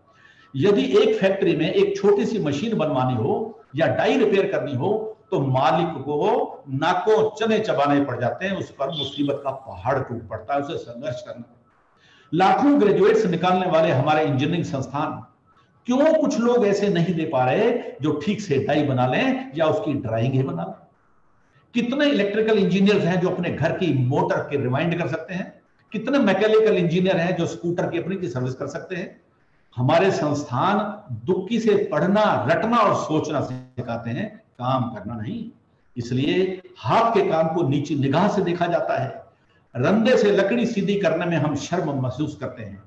हम चीन से घृणा करते हैं, करनी भी चाहिए, लेकिन वो दुनिया की फैक्ट्री है। क्या हमारे कारखाने उस क्वालिटी का माल और उतना माल बनाने के लिए तैयार हैं? क्या हमारे पास वह सोच, वह प्रोफेशनलिज्म और वह वर्क कल्चर है? उस चीन से हम क्या मुकाबला करेंगे जिसके बच्चे 8वीं जमात में ही हुनर सीखने का काम सीखने लग जाते हैं? हमारे देश में युवा तो बहुत हैं, ये युवाओं का देश है, लेकिन क्वालिटी किसके पास है? कच्ची पक्षी परीक्षाएं पास करके ये लोग खेती करने में अपना अपमान महसूस करते हैं और फैक्ट्रियों में किसी काम के लायक नहीं होते। कोई काम दे दो वहीं घंटा डार। कॉमर्स का 12वीं पास विद्यार्थी किराने की दुकान का एक बिल का मिजान ठीक से नहीं कर पाता, जितनी बार जोड़ता है उतनी बार टोटका लगाता है। हमारी आधी आबादी महिलाओं की है जो घर बैठी है। आप देखते होंगे टॉपर हमेशा लड़कियां होती हैं, लेकिन वे दुकानों, दफ्तरों और कार्यालयों में दिखाई तो नहीं देती। जो समाज इन गोल्ड मेडल्स को चूड़ी बॉक्स के, बैंगल बॉक्स के, मखमली कब्रगाह में दफन कर देता हो, वो चीन या जापान का कैसे मुकाबला करेगा? हमारे कार्य दिवस दुनिया में सबसे कम है। व्रत, उपवास, सगाई, शादी, हारी, बीमारी, त्योहार, भोजन, भंडारे, दसोई काज, रोट, छबीले, न खत्म होने वाला एक ऐसा सिलसिला है जो काम होने ही नहीं देता। होली, दिवाली, ईद, छठ, देवउठनी फैक्ट्री मालिकों व साइट सुपरवाइजर के लिए एक भयानक ख्वाब की तरह आती हैं। हफ्तों तक काम बंद पड़ा जाता है, चाहे ऑर्डर कितने पेंडिंग पड़े हों। कारपोरेट के हमारे मैनेजर्स इनएफिशिएंट हैं। उनकी एक ही योग्यता है, मुंह बिचकाकर टूटी फूटी गलत अंग्रेजी बोलना, कनेक्टिंग फ्लाइट्स पकड़ने को अपने को व्यस्त रहने का प्रमाण मानना, 5 स्टार होटल में बेतुके प्रेजेंटेशन करना। ये मैनेजर दुनिया में हो रहे बदलावों को रत्ती भर भी नहीं जानते। और मैं अब यह कहना चाहता हूं कि किताबों के बाहर भी दुनिया है। नवोन्मेष यानी कि इनोवेशंस, जैसे टेक्निकल सेशन में मेरे से पहले सुधी वक्ता बोल रहे थे, नवोन्मेष शिक्षा का अनिवार्य अंग बने, इसके लिए शिक्षक को बंदी बंधाई परिधि से बाहर निकलना होगा।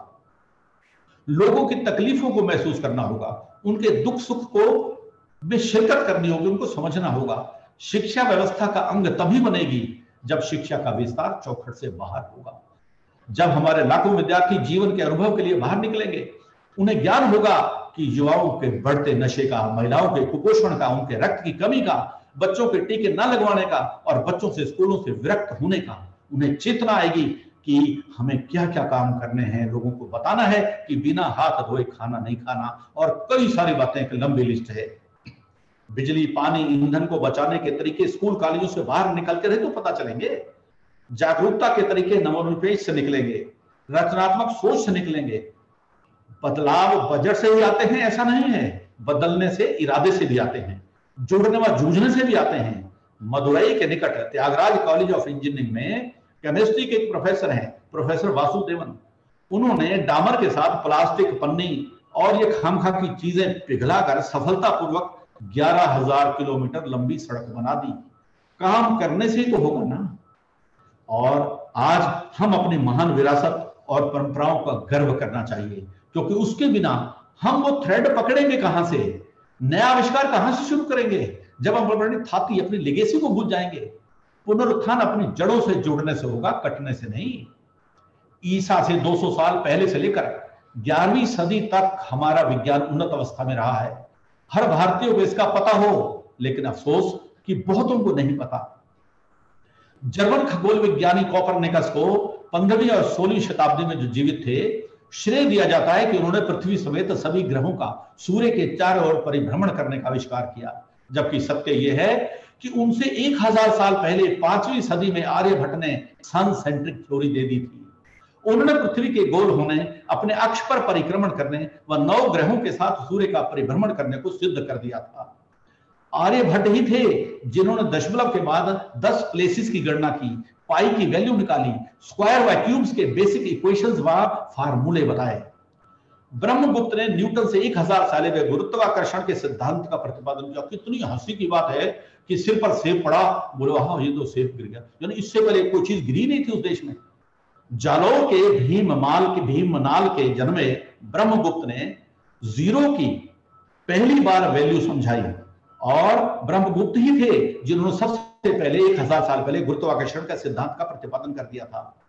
इवन ब्रह्मगुप्त से भी 200 साल पहले भारत में जीरो के प्रयोग के उदाहरण मिलते हैं। जीरो के बिना गणित, फिजिक्स यानी कि कंप्यूटर साइंस या कोई भी विज्ञान आगे बढ़ नहीं सकता। इसलिए हमारे पूर्वज जीरो को पूज्य कहते थे, जीरो नहीं कहते थे, उनको दिव्य मानते थे।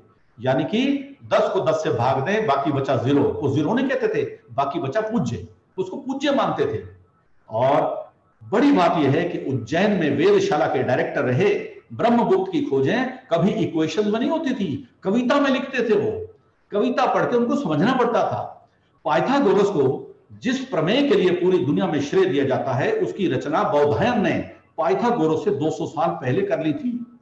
वैज्ञानिकों व उनकी उपलब्धियों की एक लंबी परंपरा है। मैं समय की मर्यादा का ध्यान रखूंगा।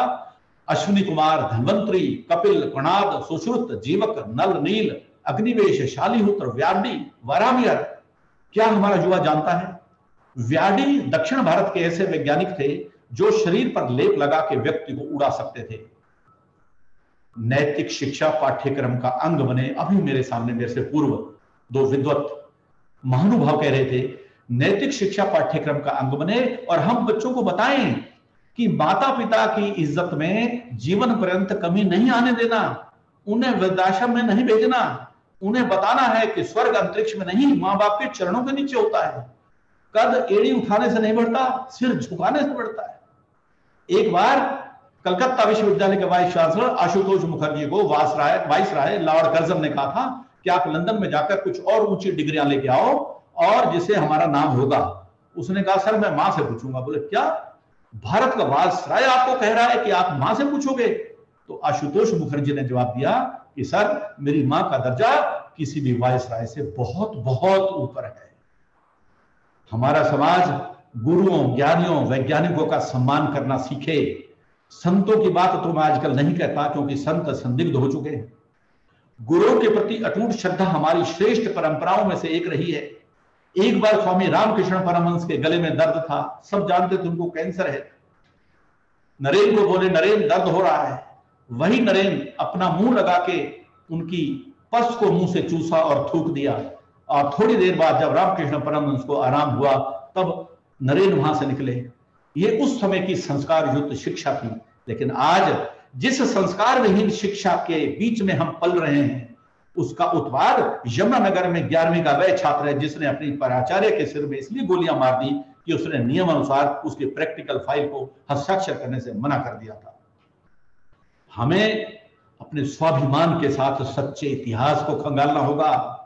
पिछले 70 सालों से स्कूलों कॉलेजों में झूठा इतिहास पढ़ाकर हिंदुओं की 3 पीढ़ी को स्वाभिमान शून्य कर दिया गया। ये सारा षड्यंत्र किन्होंने किया आप अच्छी तरह जानते हैं, चाहे वो वामपंथी थे, चाहे वो सेकुलर राजनीति करने वाले लोग थे। कुछ आंख खोलने वाले थोड़े से तथ्य देखिए। जब हम इन चीजों से दूर रहेंगे तो हमें सच्चाई का कैसे पता चलेगा? मित्रों, भारत का इतिहास सिंधु घाटी सभ्यता से शुरू नहीं होता जैसे हमें पढ़ाया गया। भारत का इतिहास सरयू नदी के तट से होता है, जहां महर्षि मनु को अपने मनुष्य होने का आभास हुआ और मानव सभ्यता विकसित हुई।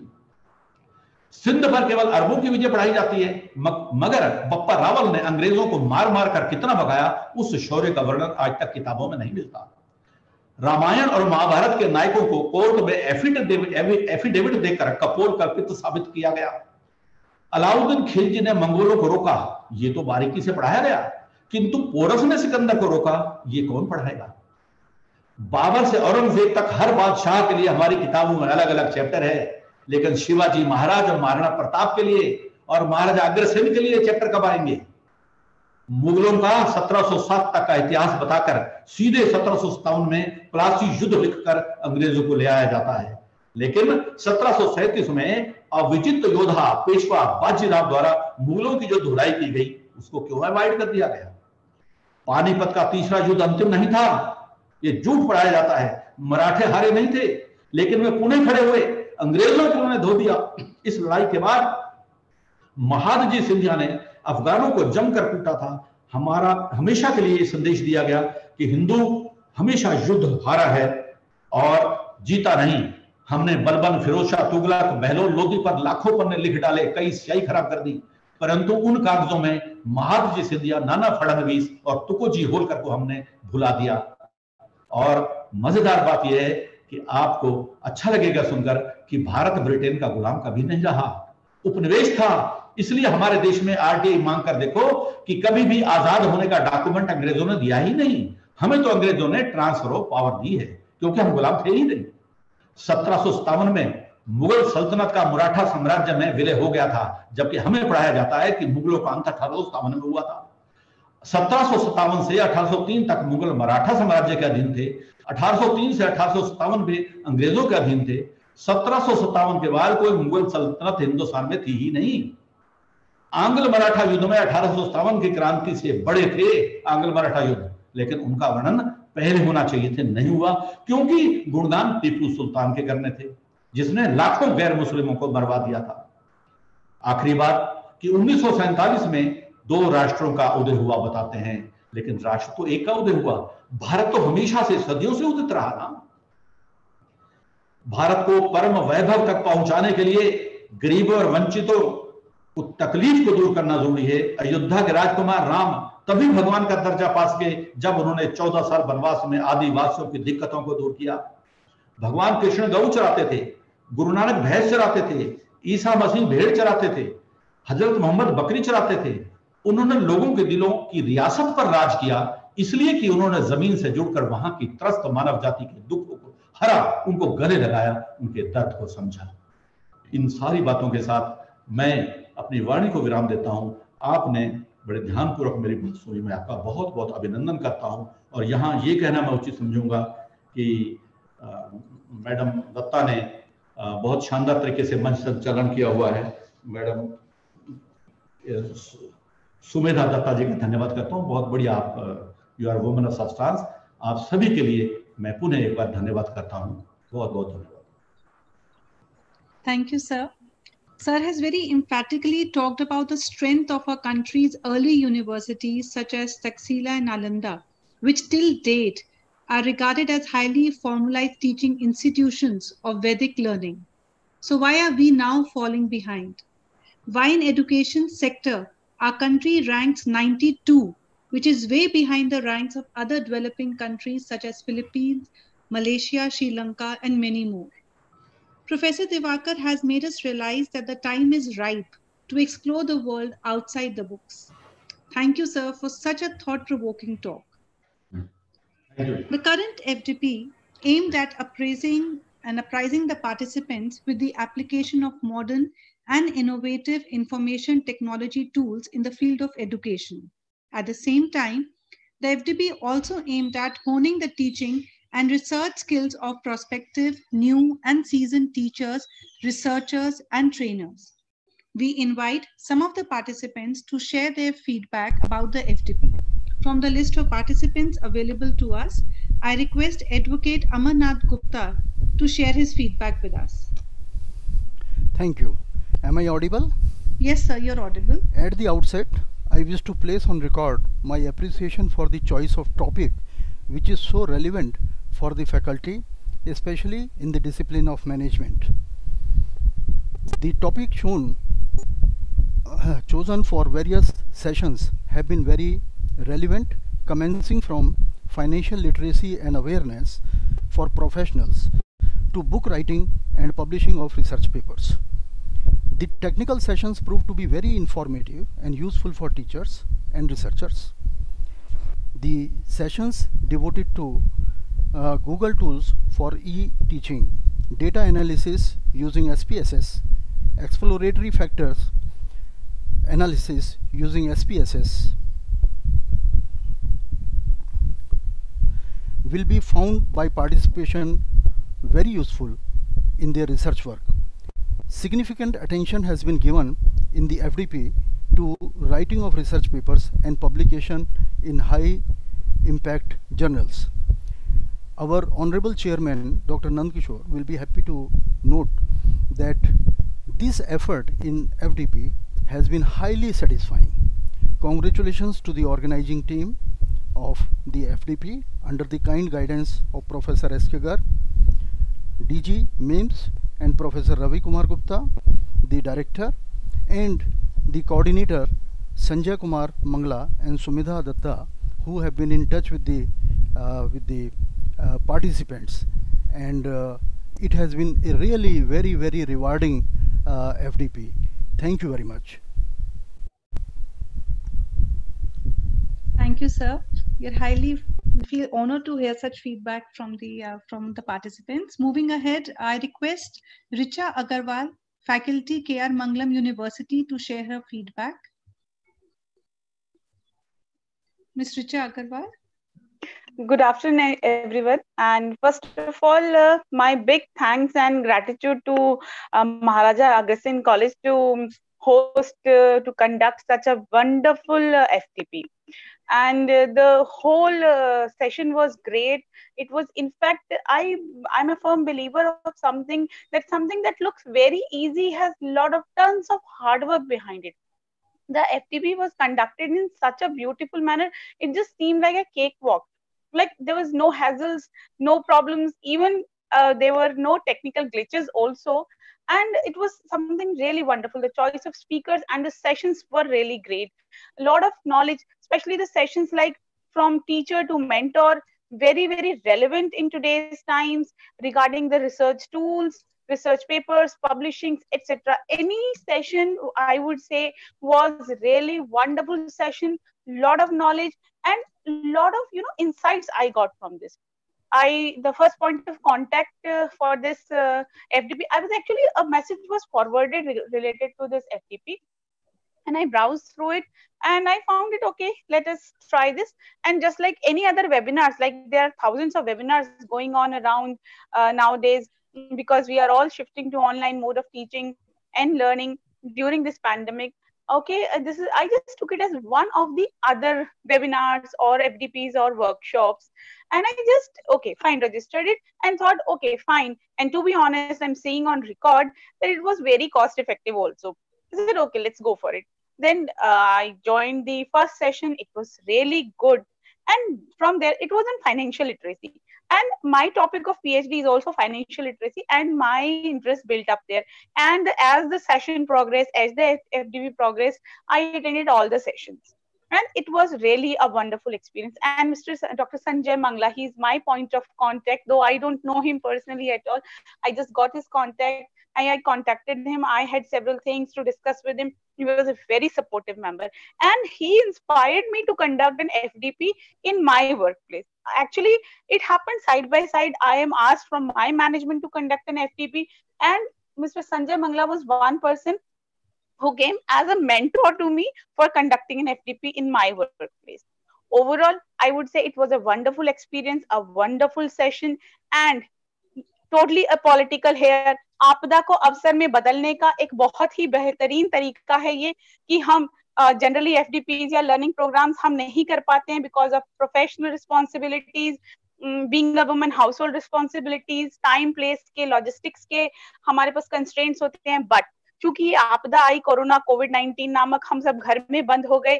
तो घर में बंद हो गए तो एटलीस्ट लर्निंग को एक रिमोट तरीके से हमने किया, बट कहीं भी वो कम नहीं लगा. एक्सपीरियंशियल लर्निंग नहीं है, ऐसा नहीं लगा कि it's not an experiential learning. It was wonderful experiential learning, very well conducted session. Kudos to Maharaja Agrasen College team. Very well done, and thank you all. Thank you so much. Thank you, Richa ma'am. We are very happy to hear about your positive experience, and we wish you success for your upcoming FDP at your workplace. I request Ms. Ritu Jindal, research scholar, Baba Mastnath University, also to share her experience with us. Am I audible, ma'am? Yes, ma'am, you're audible. Good afternoon, all of you. I, Ritu Jindal, find myself lucky enough to speak in this valedictory section. I would like to congratulate the DG sir, the director sir, and the entire team of MAIMS who made this FTP a great success. I would like to thank all the speakers who give us such a valuable information that is very useful in our research work. And a big thanks from my side. And I would say 2 lines. क्यों जमी पर बैठकर आसमान देखता है, क्यों जमी पर बैठकर आसमान देखता है, ये जमाना है, जमाना तो बस उड़ान देखता है. And in last, I would like to say, stay in home, stay safe. Thanks to all the MAIMS team. Thanks. Over to you, ma'am. Thank you, ma'am. Definitely luck was on our side for getting you as a participant. Thank you. We have amongst us Dr. Nand Kishore Garg, Founder Chairman and Chief Advisor, Maharaja Agrasen Technical Education Society and Chancellor, Maharaja Agrasen University. Sir's inspiration and guidance has taken MAIMS to excel in the areas of teaching, research, consultancy, and corporate development. Dr. Garg, a well-known reader and an orator, earned his degrees in chemistry and law from University of Delhi. He was awarded honorary D.Litt by Gurukul Vishwavidyalaya. He has a long association in politics wherein he was elected as a member of Legislative Assembly and represented Delhi Vidhan Sabha for 3 times. He was given Best Parliamentarian Award also by the Delhi government. He has several awards to his credit, such as Sarv Shresht Sahakari Karyakarta Saman, Chaudhary Brahm Prakash Smriti Saman, Delhi government, Agra Ratn, Vaish Ratn, Samaj Ratn, Haryana Ratn, to name a few. Dr. Garg has strong interest in various social and religious associations with a prime motive to serve the society. He is presently pioneering the field of technical and professional education for the last 21 years. Sir, we request you to deliver the presidential remarks to the audience. नमस्कार। नमस्ते। 2 घंटे कैसे बीत गए मालूम नहीं चला। सारे ऑर्गेनाइजेशन को ऑर्गेनाइज करने के लिए मैं समझता हूँ सुमेधा मंगला जी, रवि गुप्ता जी, एसके गर्ग साहब,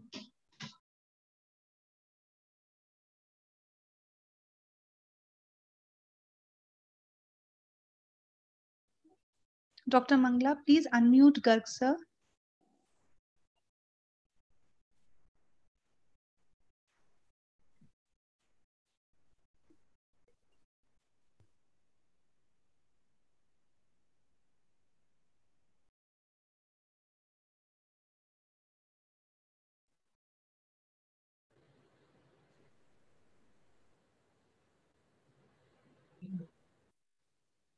क्योंकि 7 दिन लगातार इतने सेशन करना, 400 से ज्यादा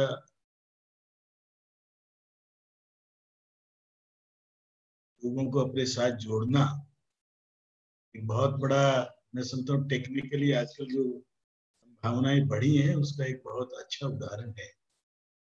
मुझे जो बोलना था मैं समझता हूँ वो ज्यादातर अमरपाल सिंह जी ने, अशोक प्रभाकर जी ने जो मेरे मन के भाव मेरे से भी बहुत अच्छे ढंग से प्रस्तुत किया है।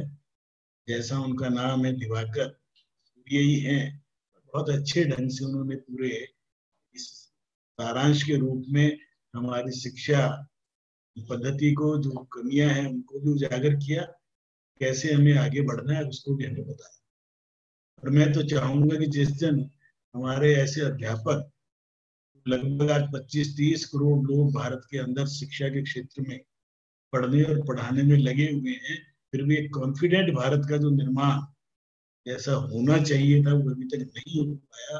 और यही कारण है आज भी तक्षशिला की बात करें तो तक्षशिला पाकिस्तान में है, नालंदा की बात करें तो उसके नियरेस्ट रेलवे स्टेशन का नाम आज भी बख्तियारपुर है, जिसमें उसको जलाने के अंदर खिलजी ने कई साल तक जला, उसके नाम पर रेलवे स्टेशन है। और शिक्षा जगत से जो मांग उठनी चाहिए इन नामों को बदलने की, जो हमारे ऊपर कलंक है, वो नहीं उठती। मैं दिल्ली विधानसभा में जब औरंगजेब रोड का नाम बदलकर एक प्रस्ताव लगाया कि इसका नाम दारा शिकोह मार्ग कर दिया जाए, तो 70 में से जो अपोजिशन में 20 लोग थे वो सारे के सारे मुझे सांप्रदायिक बताया था। मैंने उनसे पूछा दारा शिकोह कौन है, तो एक नहीं बता पाया। जब उनको बताया कि ये उनका ही बड़ा भाई है जिसने वेदों को और कुरान को और सब चीजों को जोड़ने का प्रयास किया, वो सब हुए थे। आज सौभाग्य से प्रधानमंत्री मोदी जी के कार्यकाल में औरंगजेब रोड का नाम बदल गया है, डॉक्टर APJ कलाम के नाम पर हुआ। परंतु आज भी तुगलक रोड भी यहाँ है, सफदरजंग रोड भी यहाँ है, और पूरे देश में ऐसे हजारों कलंक के हमारे माथे तो लगे हुए उन बिंदुओं को आज हटाने की आवश्यकता है। और वो शिक्षा के माध्यम से यदि हम केवल कोर्स कराते रहें, इम्तिहान लेते रहें और एग्जामिनेशन ओरिएंटेड सिस्टम में एग्जाम का ही कितना डर है कि सब ये मांग करते हैं कि एग्जामिनेशन ना हो, ओपन बुक से एग्जाम दिल्ली यूनिवर्सिटी कहे तो वो भी ना हो, तो क्या हमने कैसे शिक्षार्थियों को तैयार किया जिनको ना अपने ऊपर विश्वास है, ना अपने भारत की संस्कृति पर, परंपरा पर, ना अपने देश पर। आज भी हमें विदेशी चीजों के ऊपर कितना मोह हो गया कि 3 लाख से ज्यादा लोग बाहर पढ़ने जाते हैं। उनमें पढ़ाने वाले वहां भी आज भी आधे से ज्यादा उनको फिर भारतीय मिलते हैं। आज आवश्यकता है कि ये जो एक विपदा आई है, इस विपदा का हम लाभ उठाते हुए भारत के अंदर अपनी शिक्षा पद्धति को जो वर्षों से हम सुन रहे बदलने की बात, अभी भी सुना कि कैबिनेट में आने की तैयारी है, इसको तुरंत लागू किया जाना चाहिए। भारत ओरिएंटेड एजुकेशन सिस्टम होना चाहिए, जिसके लिए गांधी जी ने प्रयास किया, जिसके लिए डॉक्टर श्यामा प्रसाद मुखर्जी ने प्रयास किया, और अंग्रेजों के राज में भी उनके ही द्वारा स्थापित कलकत्ता यूनिवर्सिटी में बांग्ला भाषा के अंदर पहला कन्वोकेशन कराने में सफल हुए हों। ऐसे डॉक्टर श्यामा प्रसाद मुखर्जी का शिक्षा में जो योगदान है, आज के बच्चों को पढ़ाया ही नहीं जाता। नेशनल फिजिकल लेबोरेटरी जो एक पायनियर संस्था है, उसकी स्थापना में उनका कितना बड़ा योगदान था। हिंदुस्तान एरोनॉटिक्स में, चित्रंजन लोकोमोटिव में, जो फर्टिलाइजर में इतने बड़े काम 47 से 51 के बीच हुए, जिसके अंदर एजुकेशन के अंदर रिफॉर्म या इस देश के अंदर रिसर्च के अंदर बढ़ावा देना, परंतु आज के विद्यार्थियों को नहीं पढ़ा। तो ये तो बहुत दूर की बात है। आर्यभट्ट के बारे में बताना या ब्रह्मगुप्त के बारे में बताना, बहुत दूर पहुंचना होगा। मैं कह रहा हूँ अभी आधुनिक युग में इस देश के अंदर पहला जो नोबेल पुरस्कार मिला था, यदि डॉक्टर श्यामा प्रसाद मुखर्जी ना होते और 20,000 रुपया सीवी रमन को ना दिलाते बिरला जी से, तो शायद वो उस रिसर्च को वहां तक नहीं।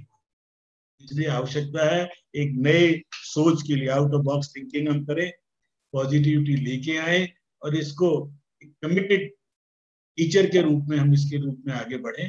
क्योंकि अभी बहुत अच्छा बताया अशोक जी ने भी कि शिक्षा का, विद्या का, एजुकेशन का अंतर है। ये अलग अलग शब्द है, इनके अलग अलग मीनिंग्स भी है।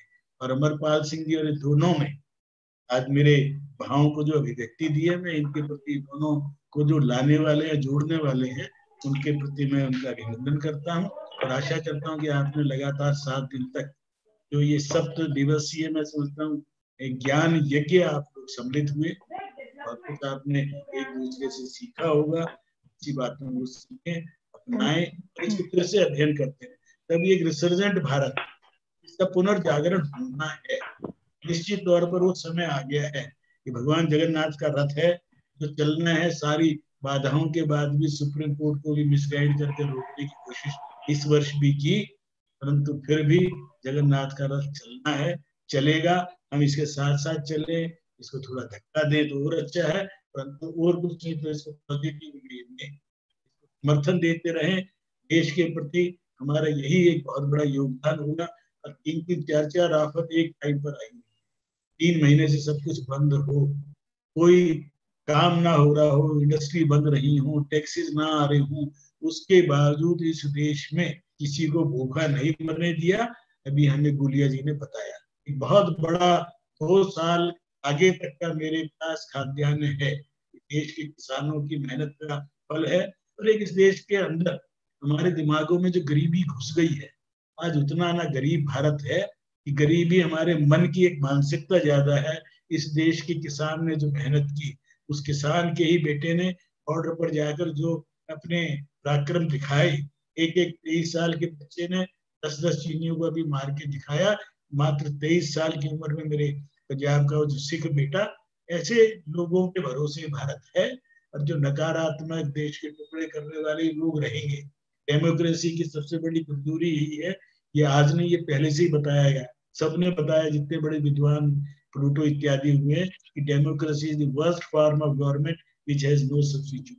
परंतु इसके अंदर रहते हुए चुनाव की राजनीति और ये सब कुछ चलते हुए भी इस देश का एक योग्य, कर्मठ और प्रधानमंत्री इस देश को मिला है, जो भारत को जानता है, भारत को समझता है। इसलिए जब मन की बात करता है तो पूछता है उससे, जब वो कह कि रस्क बनाता हूँ, कहना वही रस जो चाय के साथ पीते हैं, परंतु जो आज चम्मच, चांदी के चम्मच और ग्लास लेके पैदा हुए लोगों को तो मालूम ही नहीं कि आज क्या हरी मिर्च पैदा होती है, लाल मिर्च।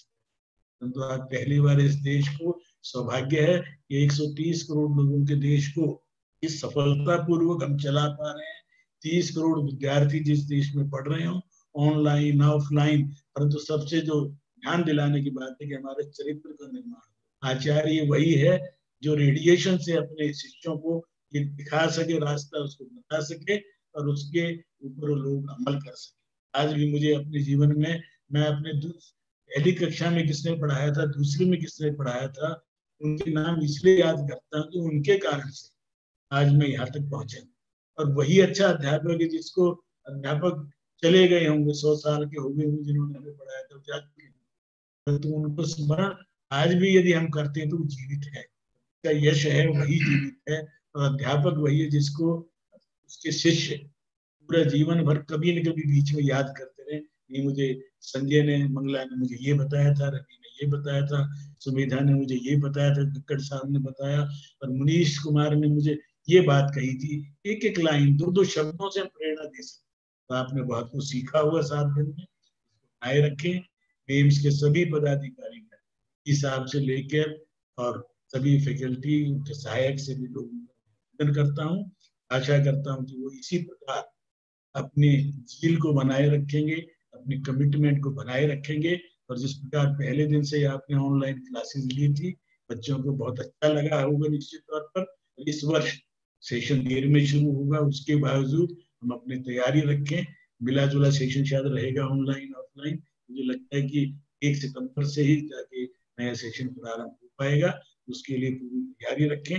और जो भी हम क्लासरूम में पढ़ाते हैं उसको अभी से उन बच्चों को टच में रहें, उनके संपर्क में रहें, वो भी कहीं डिप्रेशन में ना आए, उनके अंदर कोई हीन भावना ना आए। बेशक फाइनल ईयर के बच्चे जा रहे हो, वो भी आपके बच्चे। महाराज अग्रसेन परिवार में जो एक बार जुड़ गया वो हमारा है।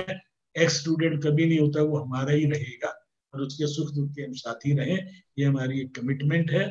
महाराज अग्रसेन जी से जो कुछ हमने सीखा है, 200 से ज्यादा ट्रस्टी, 600 से ज्यादा हमारे स्टाफ के पढ़ने पढ़ाने वाले लोग और 1000 हमारे सहयोगी, सब मिलजुल कर नई प्रेरणा लेकर, नई ऊर्जा लेकर आने वाले वर्ष में और आगे बढ़ेंगे। इस देश के प्रति अपना जो भी हमारा कंट्रीब्यूशन है पहले से बढ़ाएंगे। देश के अंदर कोई भी आफत आई हो, मेट परिवार, मेम्स परिवार हमेशा आगे रह के दिया।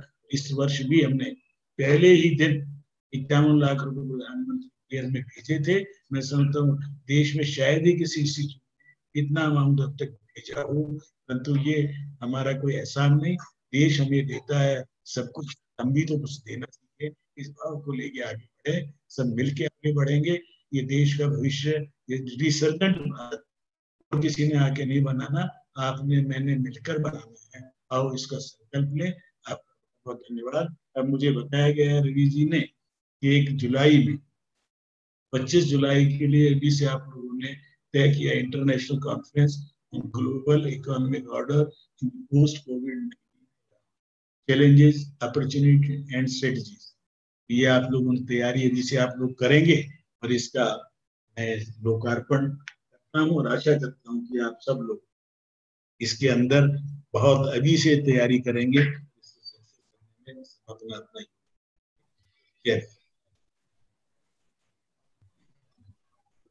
Thank you, sir.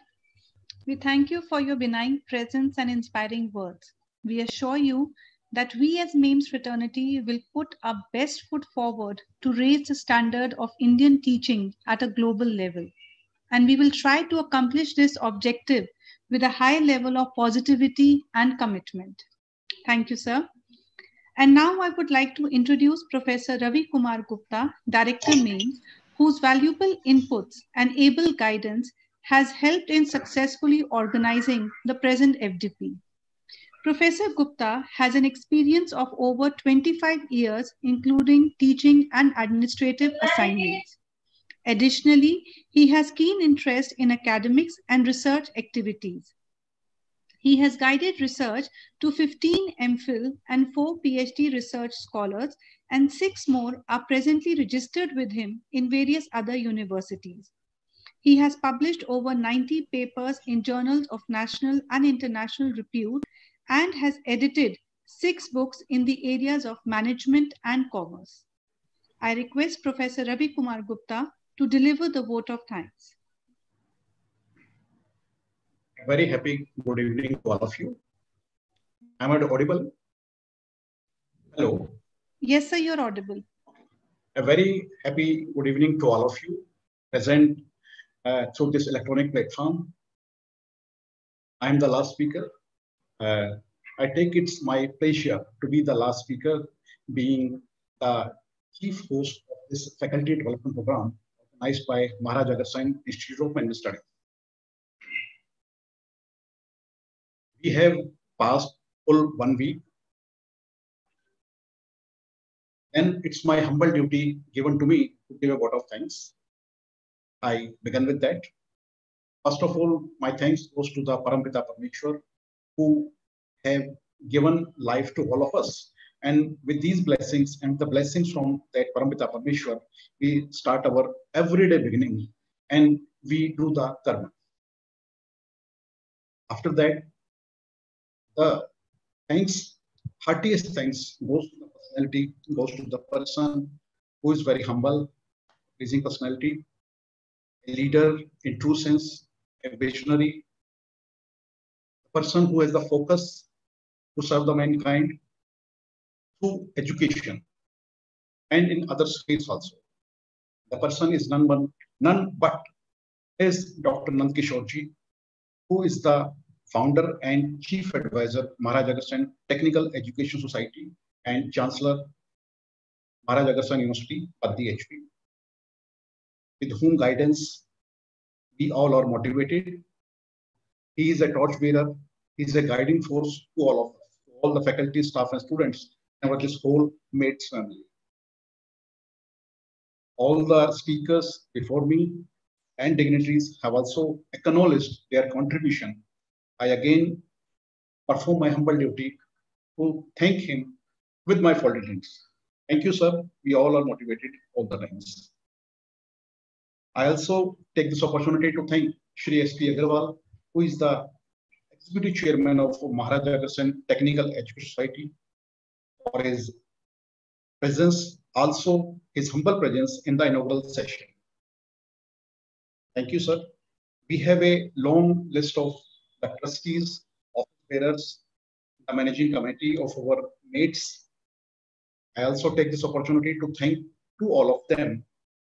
To name a few, Vice Chairman Shri Sundarlal Goyal, Vice Chairman Shri Jagdish Mittal, Professor M.L. Goyal, Vice Chairman Academics, Shri T.R. Garg, General Secretary, Shri Mohan Garg, Joint General Secretary, Secretary Shri Rajnish Gupta, Shri Vinash Agarwal, and others. To all, this is my humble submission. I think I convey my heartiest thanks to all of them for their all blessings.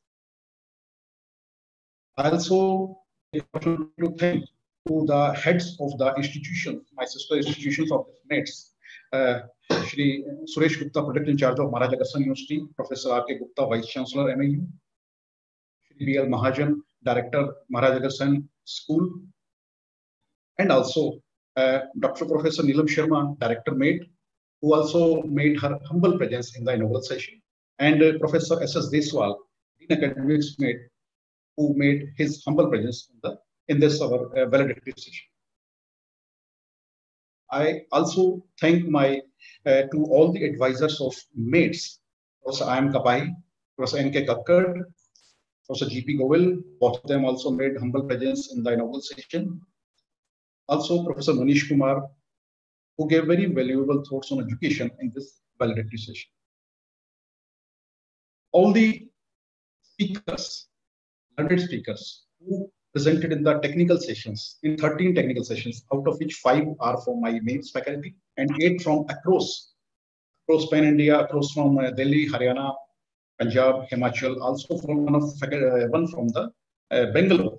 They made very wonderful deliberations, which has been duly acknowledged and explained and also thanked by our convener, Dr. Satya Mangala. My thanks again to all those 13 persons who acted as a resource person in my all technical FDP. In the inaugural session, I also take this opportunity to thank Professor Ajit Kumar Singh, Vice Chancellor, Shri Shri University, Odisha, Cuttack, who, on our request, made a very humble presentation and acted as a chief guest in the inaugural session. Along with him, Professor Neena Sinha, who is presently a Dean, School of Management in GTS IP University, performed the duty of guest of honor in the inaugural session. and also another Professor Swati from Germany University of humble presence in the inaugural, which has been duly acknowledged. In this validity session, the chief guest of validity session, whatever I would say, I am short of words, but definitely he made his humble presence in this program on our simple and very simple request and enlightened us. Sir, thanks with folded hands. Professor Ashok Divakar, Chancellor, Starix Mustable. Also, a big thanks to Professor Amarpal Singh, guest of honor, his validity session. We are already enlightened by his submissions. Who is the Dean of Faculty of Law, School of Law in the IP. And my schoolmate friend, Dr. Rajesh Gulia, also made a very beautiful presentation and knowledgeable about the FCI. I again give a big thanks to that. The faculty members of MAIMS who had been a part of the organizing team made this event a success. After the inaugural, we had this word in our minds, well begun as a half done. And at this validity session, which is going to an end, again, another saying comes, all is well that ends well. I hope everybody would agree with me. So the team of my organizing team of this FTP was coordinated by the long list of faculty members. And it has an advisory board also, which includes Professor Khurana as a secretary of IQAC, Dr. Sangeeta Malik, Dean of the MAIMS, and head of the departments, Professor Vinita Gupta, Dr. Manoj Sharma, Dr. Manju Gupta, Dr. Sarita Garg, and Dr. Parveen Gupta.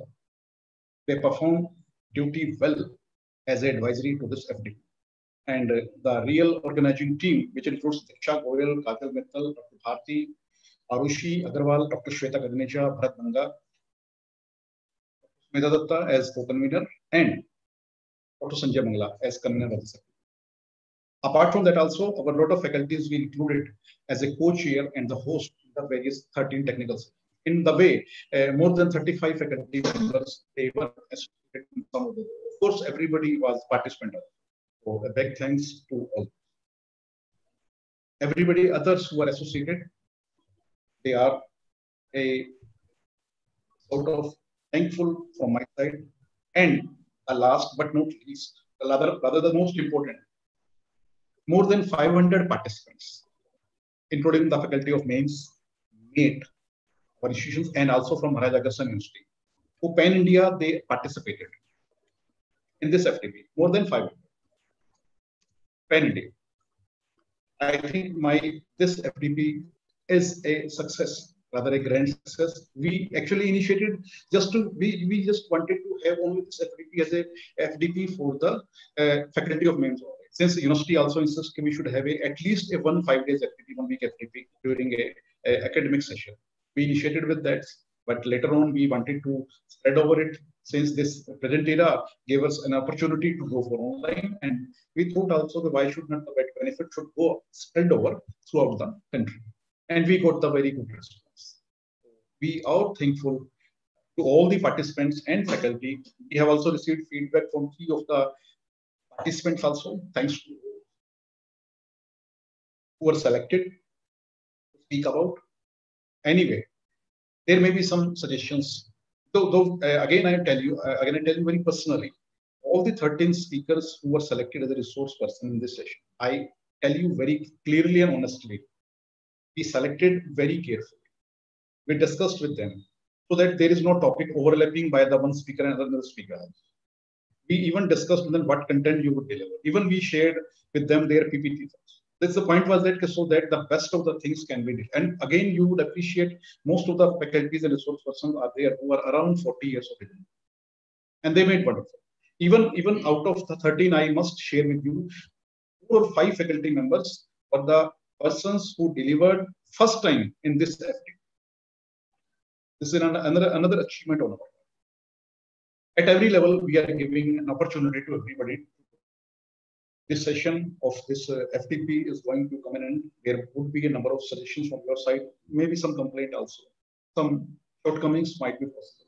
I welcome all of you to please and please share. Quality is not a destination. Quality is a journey.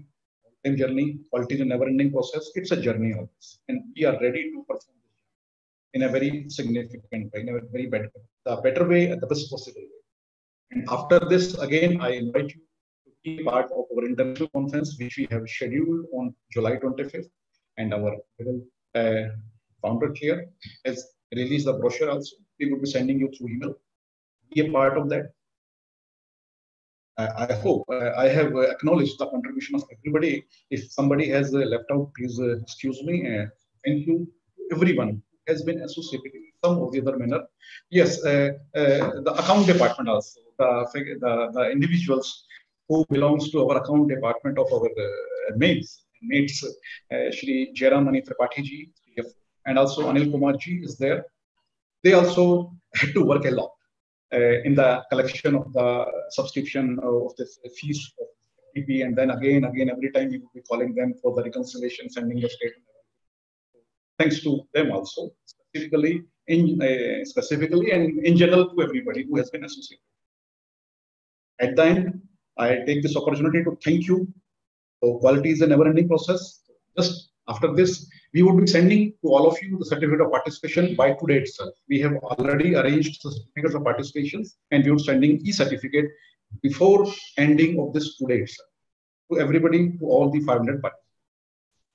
Be ready for the next international conference, so that we would be more happy to share our views also in this international conference. At the end, thanks to all of you, and I would like to say, Hindu साम्राज्य की जय, महाराजा अग्रसेन की जय, और भारत माता की। Thanks to all. Thank you, sir, for your appreciation.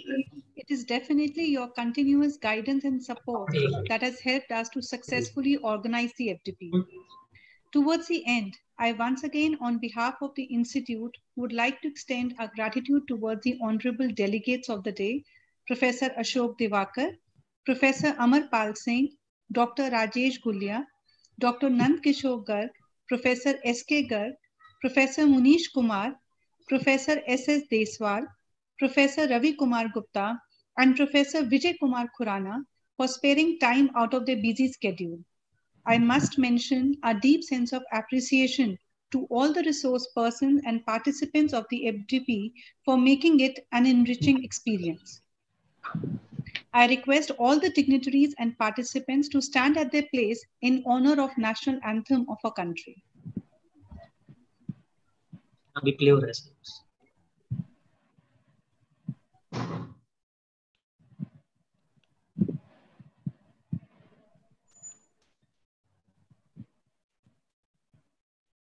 खुशी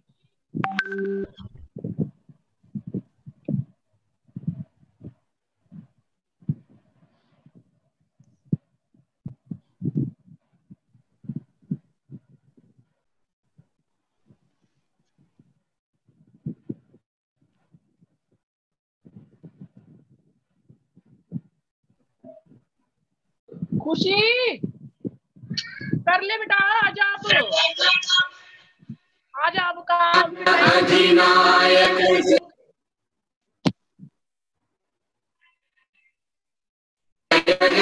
भारत भाग्य विधाता पंजाब सिंध गुजरात मराठा द्राविड़ उत्कल बंगा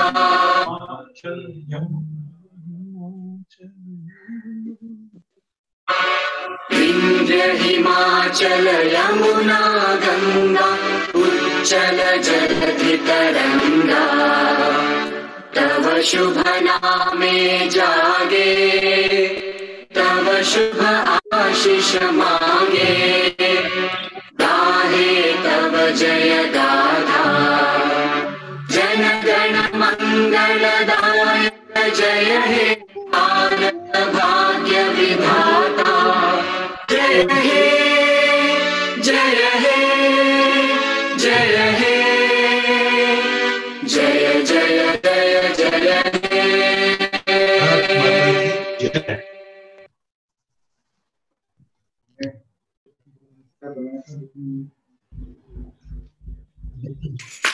बन नाक से परेशान? ट्राई नेसिवियन, इससे तेज कुछ नहीं। Thank you, one and all. With this, we come to an end of the valedictory session. All participants are requested to fill the feedback form for the technical sessions conducted today. E-certificate will be mailed to all the participants by tonight on receiving the feedback assessment form. Thank you for your cooperation and looking forward to further learning associations with you all. Thank you. Thanks, everyone. Thank you. Thank